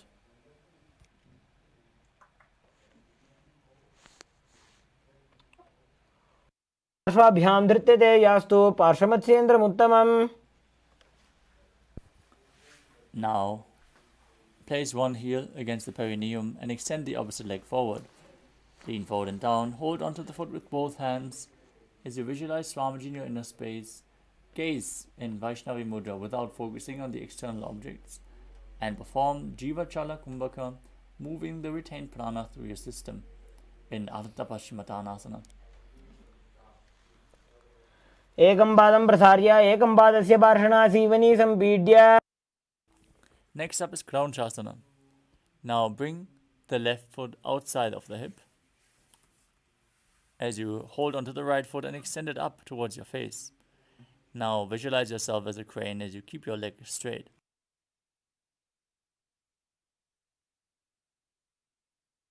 उत्तानपादं क्रौञ्चं च मरीचिं वीरभद्रकम्. Next up is Ardha Paschimottanasana on the other side. Bring the other foot to the groin, extend the opposite leg, lean forward and down, and visualize Swamiji in your inner space. वासिष्ठमथ कौण्डिन्यम् ऊर्ध्वकुक्कुटमेव च. Now, bring the other foot outside the hip and hold onto the left foot as you extend it forward and up, visualizing yourself as a crane.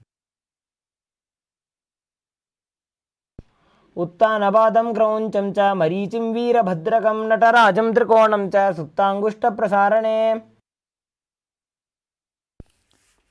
Next up is Swastikasana. As you sit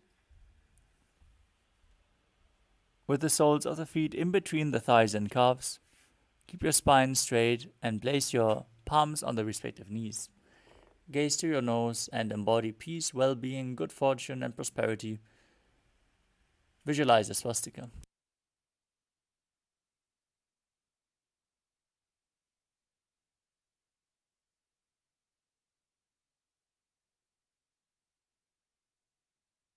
जानूर्भोरन्तरे सम्यक् कृत्वा पादतले उभे. Next up is Godakshasana. From the same position, cover your heels with your hands, fingers spread. Gaze to the nose and visualize the great sage Goraknath, founder of the Natha Yoga Hindu Sampradaya, as you perform Chalandarbandha and Moolabandha. जानूर्भोरन्तरे पादौ उत्तानो व्यक्तसंस्थितौ. Next up is Pagasana 2. As you bring the left foot to the perineum, place the right foot on the left thigh. Then visualize Swamiji in your inner space, gaze to your third eye, and meditate on Arihanta, the Enlightened One. As you enter Shanmukhi Mudra, locking all your senses with your hands by placing little and ring fingers on your mouth, middle fingers to the nostrils, index fingers on the eyes, and the thumbs on the ears.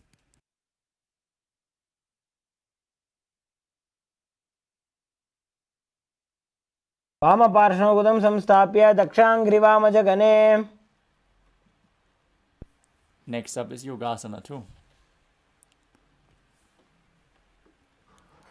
As you place your feet on top of opposite knees, keep your hands at the side of your body with the palms facing up. Gaze to your nose, visualize Swamiji and perform Kakachanchu Kumbhaka.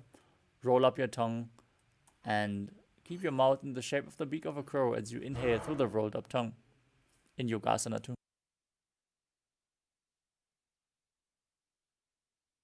उत्थानौ चरणौ कृत्वा संस्थाप्योपरि जानुनोः.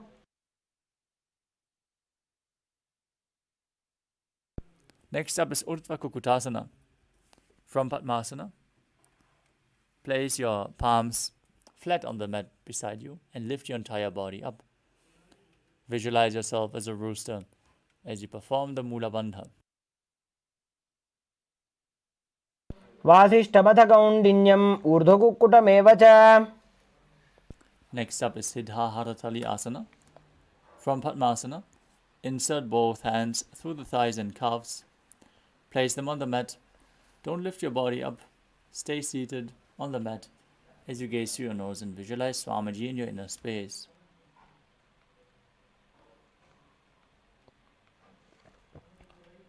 प्रथम पद्मासन को करे हस्तदो वो गोडासन दिदरे. Next up is Hamsasana. From Padmasana, place your hands on the mat through the gap of the calves and thighs as you lift your body up off the mat and balance. Visualize yourself as a swan and gaze through your nose. कुक्कुटासनं स्थित्वा स्कन्धपर्यन्तं ऊरोनि नीत्वा. Next up is Karmukasana. With your legs in Padmasana, push your hands in between the thighs and calves and extend your legs. Extend your hands behind you as you interlock them in Parashu Mudra. Place your forehead on the ground and visualize yourself as Pinaka, Lord Shiva's bow. प्रथम पद्मासन को करे घोड़ासन दिमाही कर इधरे. Next up is Kurmasana too. With your legs in Padmasana, hands between the thighs and calves. Bend your elbows and hold on to your neck as you visualize yourself as a turtle, having a stable body and mind to live for hundreds of years. By जंग पर दक्षिण पावा दाई जंग परि by ल्यावा.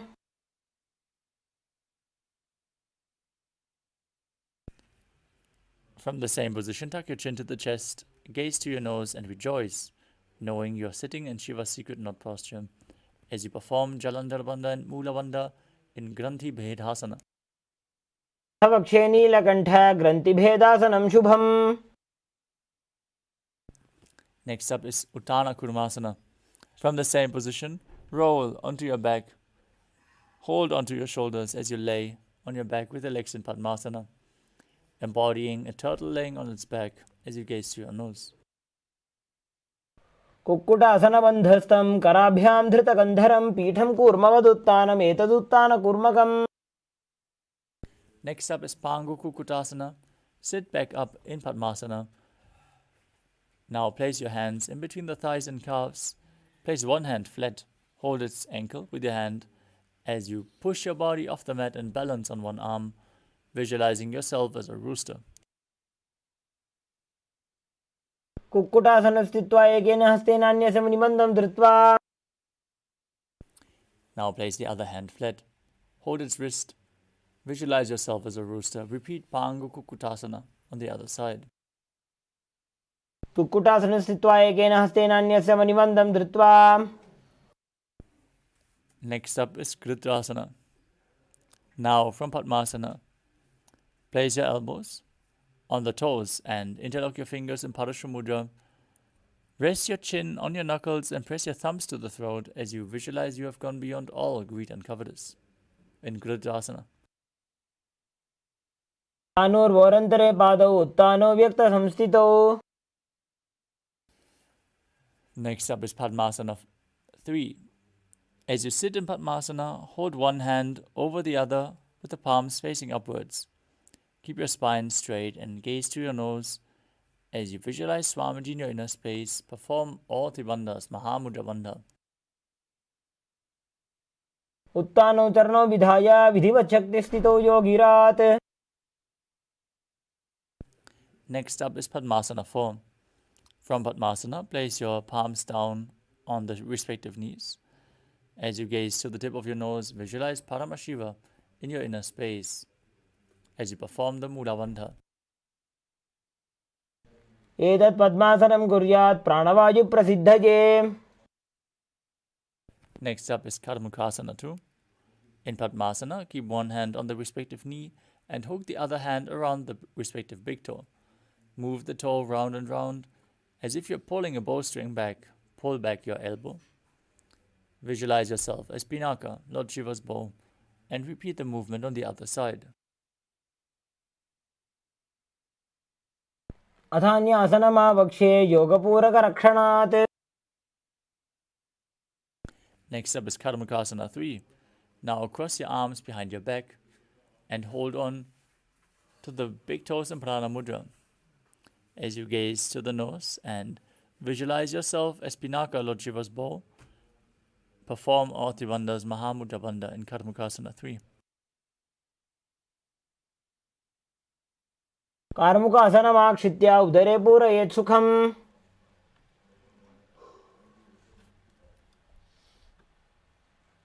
Next up is Triridhasana.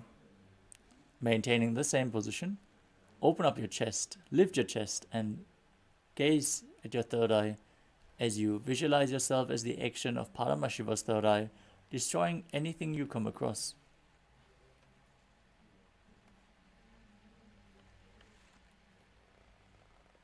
ऊरुभ्यामुपरि स्थाप्य पादयुग्मं प्रयत्नतः. Next up is Nagrasana.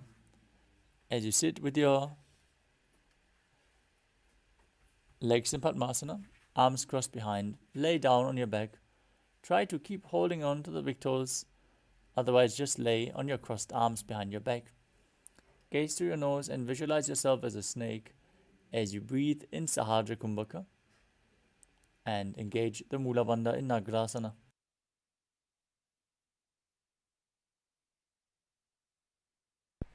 प्रथम पद्मासन को ठाने दो हाथ पाछाने आने.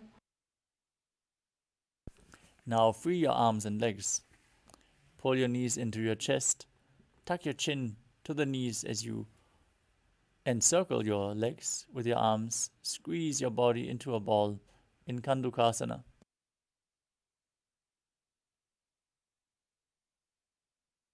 वेत्रासने स्थित्वा हस्तपादान् निष्कुष्य. Next up is Urdhva Bhavanasana. As you keep your feet flat on the mat, interlock your fingers behind your neck. Gaze through your nose as you visualize Swamiji in your inner space. प्रथमे सौधो San करावे घोड़ा उभा राशि मिलावे. Now bring upturned palms beneath your heels as you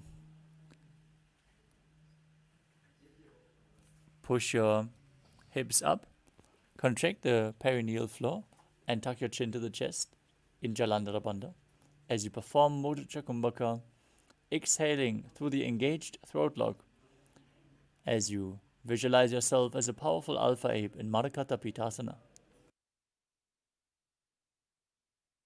उत्तानशयनं पादतले उत्तानहस्तयोः स्थापयेत्. Now place your hands to the lower back and raise your hips up, supporting them with your hands, elbows on the ground, bearing the weight of your body. As you gaze through your nose and visualize Swamiji in your inner space in Uttana Shikipitakasana. जङ्घोरुबलहीनश्चेत् उत्तानशिखिपीठकम्. Next up is Narakasana. As you lay supine and raise your legs and hips up, keep your hands and arms flat on the mat supporting you. Be straight. Visualize yourself blissfully traversing through Narakaloka unscathed as you perform Jalandhara Bandha and Mula Bandha in Narakasana. ग्रीवाकण्ठेन भूमिं विष्टम्भ पादाग्रद्वयमूर्धमुत्त्रजेत्. Next up is Tiranaukasana. Now place your hands to the lower back. Keep your legs even straighter and then lower and angle them down, keeping your core engaged as you visualize yourself as a boat crossing the ocean of samsara in Tiranaukasana.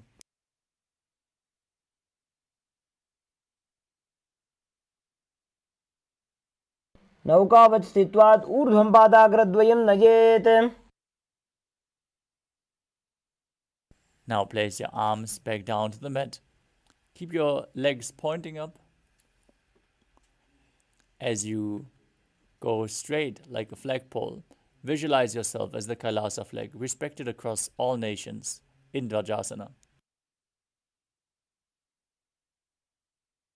तिर्यन्नौकावत् ग्रीवापृष्ठगोर्परैः भूमिं वष्टभ्य.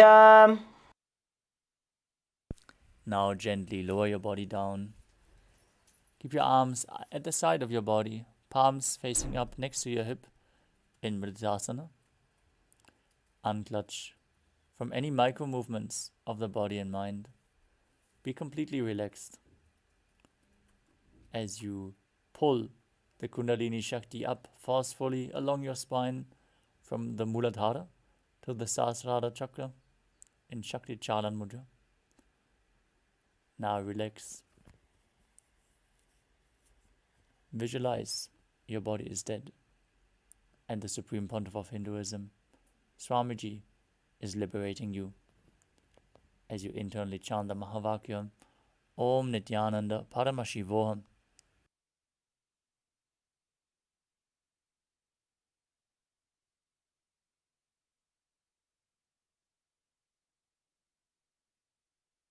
उत्तानं शववद्भूमौ सजनं तोषवासनं सवासनं श्रान्तिहरं चित्तविश्रान्तिकारणम्.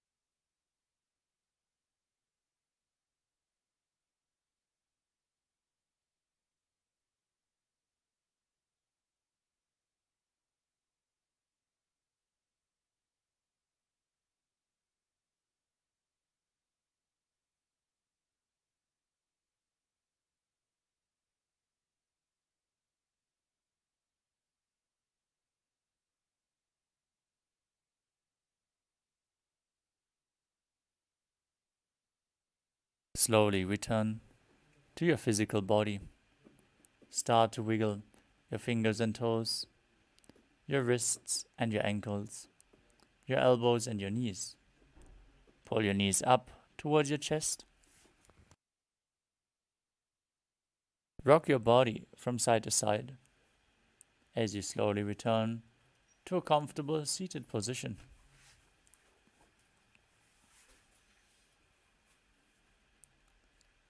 Congratulations, you completed the Dvitiya Vinyasa Krama, all 308 asanas of this sequence today.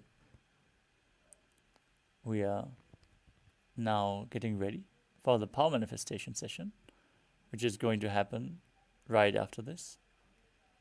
So stay tuned. But for now, let us conclude this Nityananda Yoga session of the day. So sit straight with your head, neck and spine in a straight line. Keep your hands in Namaskara Mudra in front of your heart center. Close your eyes, take a deep breath, visualize Swamiji as we chant the Purna Mantra. Om Purnamadah Purnamidam Purnat Purnamudachyate Purnasya Purnamadaya Purnamevavasishyate. Om Shanti Shanti Shanti. Hari Om Tat Sat. Sarvam Bhagavat Sri Nithyananda Paramashivam Padukarpanamastu. Om Nithyanandam. Thank you all. Nityanandam.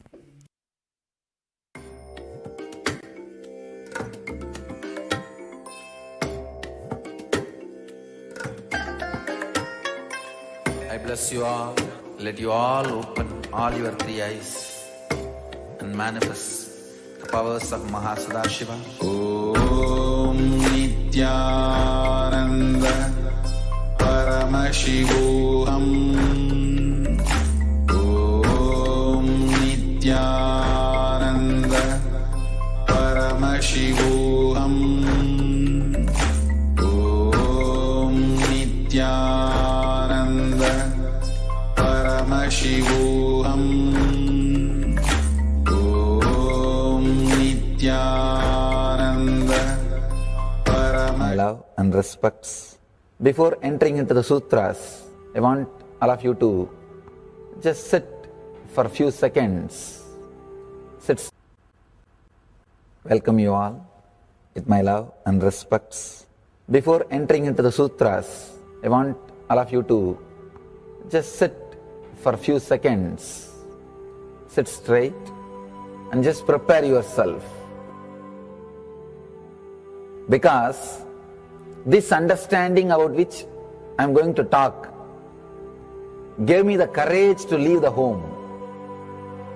Today's subject is Maya. Actually, many times, the young age I used to think I should leave the home, go around, live a sannyas life. Suddenly, one day, when I was reading one of the Shankara's work on this Maya, somehow the concept clicked. The word Maya cannot be translated into English. Thinking the lesser reality as the higher reality is what we call Maya. What you are seeing, you can't say this is illusion. No, this is not ultimate. Your understanding this is ultimate is illusion. The moment the click happened, I was ready not only to leave the house, decided to live like a Shankara. In the Vedic tradition, anybody wants to become enlightened has to leave their home. They have to become homeless. It is a basic condition for enlightenment. You can't be in your hometown. You have to start wandering, studying, because to enter into the ultimate truth, you need to have the courage to go behind wherever it leads. There is a beautiful sutra in Brahma Sutra, the first sutra of Brahma Sutra. It says, Atatu Brahma Jinyasa let us inquire into the reality. It says, only a courageous person who is ready to go behind wherever truth leads can enter into this science. In those days, we had a beautiful system. When somebody becomes enlightened, he will go around and sit with all other scholars, pandits, learned people, and he will open up his understanding. The other person will open up his understanding. Whoever can take the other person to the deeper level of understanding will follow him. That's all.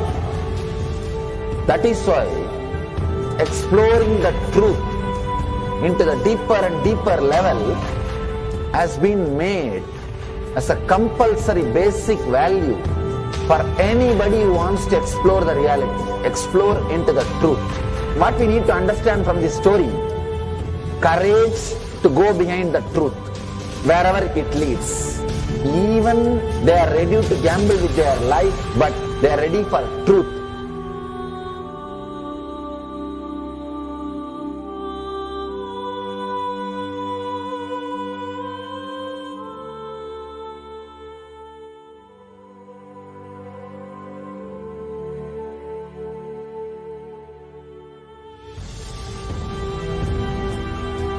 If you accept or start working on the reality, whatever you see can be Maya. It feels as if the ground on which you are standing is opening or giving way, is taken away. It needs courage. It may suddenly open a new door to you. You must be able to go into the door, only then you can see the next door.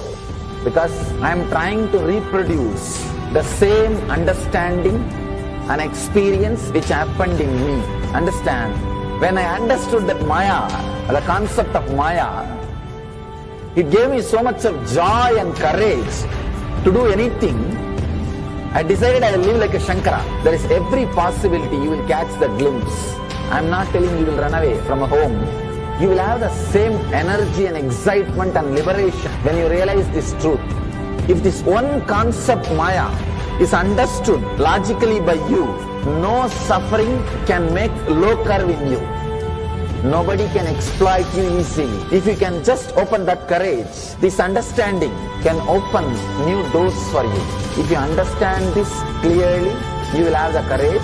If you have little courage, you will have understanding. It's like a circle. Who will start first? I represent Kailasa nation led by Supreme Pontiff of Hinduism, Sri Nithyananda Paramashivam, which speaks on behalf of 2 billion Hindus around the world who do not have a voice representing them in these international forums.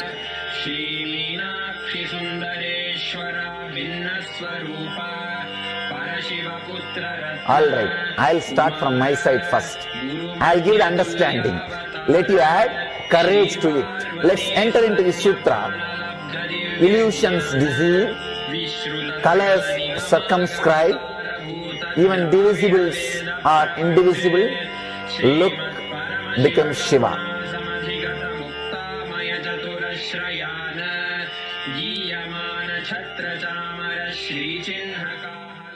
Welcome you all with my love and respects. Before entering into the sutras, I want all of you to just sit for a few seconds. Sit straight and just prepare yourself. Because this understanding about which I am going to talk gave me the courage to leave the home. Today's subject is Maya. Actually, many times, the young age I used to think I should leave the home, go around, live a sannyas life. Suddenly, one day, when I was reading one of the Shankara's work on this Maya, somehow the concept clicked. The word Maya cannot be...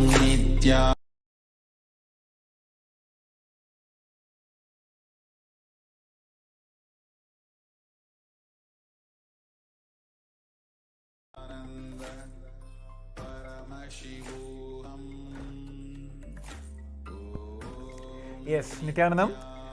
We request all the participants to quickly settle down. We'll be entering into the power manifestation now. We request all the participants to quickly prepare the items needed for the power manifestation. Jnananjana, Krishna Shila, Atmalingam, eye bands, pen and paper. So we'll be shorting now.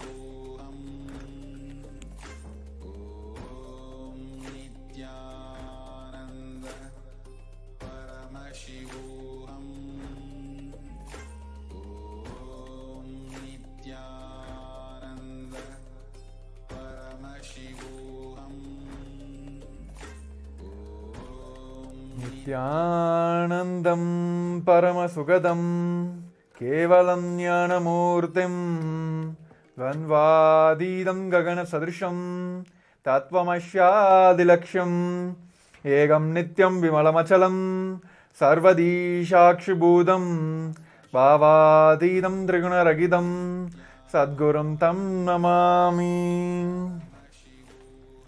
Yes, Nithyanandam everyone.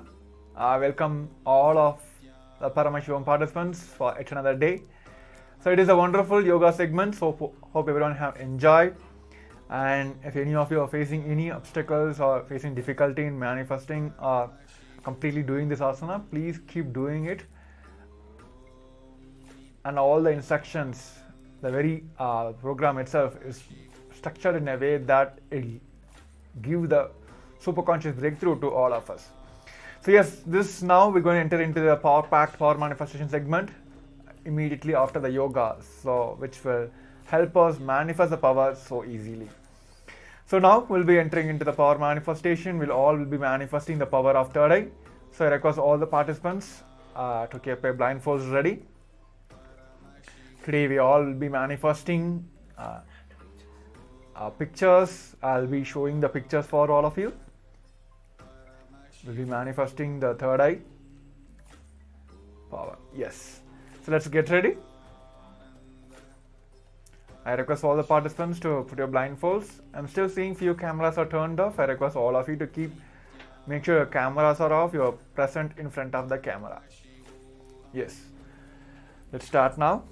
Let us sit straight, head, neck, spine in the straight line. Visualize Swamiji is sitting in your third eye, manifesting as Paramashivam with 25 heads, 50 hands and 75 eyes, just intensely manifesting through you. With that completion space, let's chant the Maha Vakya, Om Nithyananda Paramashivoham.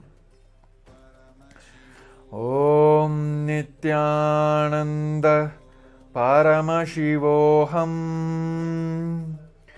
Om Nithyananda Paramashivoham. Om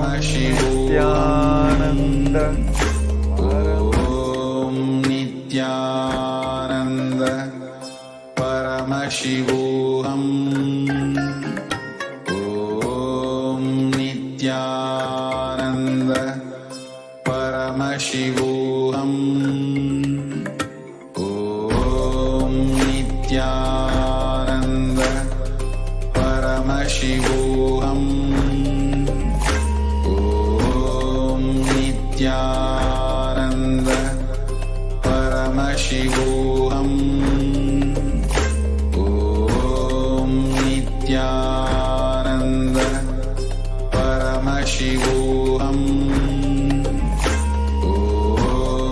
Nithyananda Paramashivoham. Om Nithyananda Paramashivoham. Om Nithyananda Paramashivoham.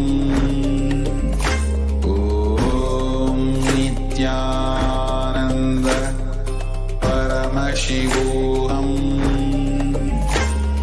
Om Nithyananda Paramashivoham. Om Nithyananda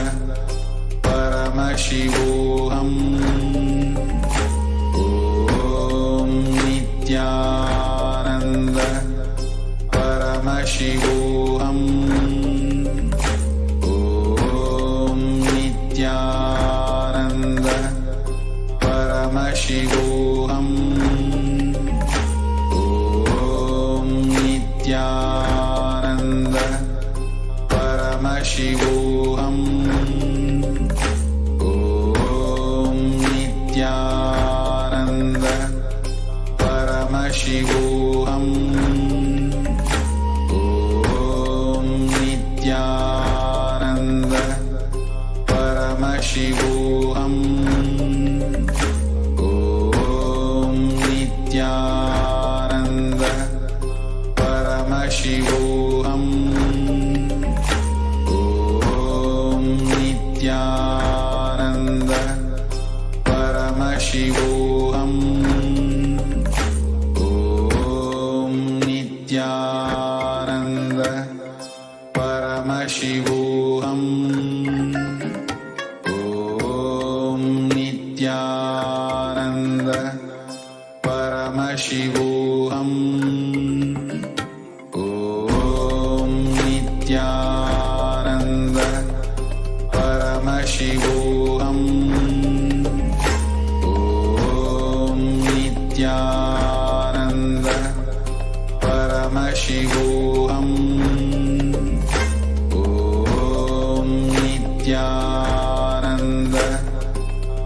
Paramashivam. Om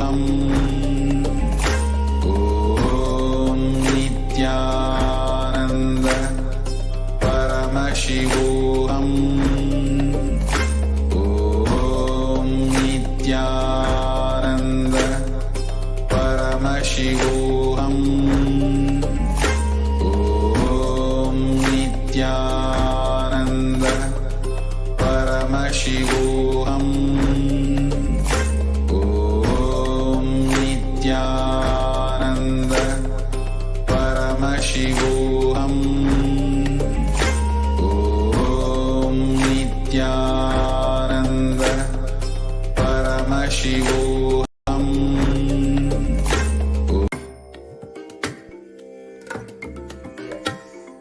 Now, all of you can relax now. I bless you all. Let you all open all your three eyes and manifest the powers of Sahasrara Chakra. Om Nithyananda Paramashivam. Om Nithyananda Paramashivam. Om Nithyananda Paramashivam. Colors you have seen, any pictures, any scenario, any people, or you remember some past incident in your life, whatever it may be, some thought process, or if you felt like you felt there is a change in your breathing, you felt some more depth in your breathing, whatever is a physical, psychological, mental, or able to see physically, you heard some sound from whatever have changed, done, happened during this power manifestation, this last couple of minutes from the time you blindfolded yourself. Please pen down that, and so please do share in the Zoom chat as well. So yes, now let us verify our answers now. Here you can see now, it is a yellow color painted car. Of course, it is Audi. It's a yellow color, nicely painted. It's almost like half of the car is visible for all of us. And it has a dark background.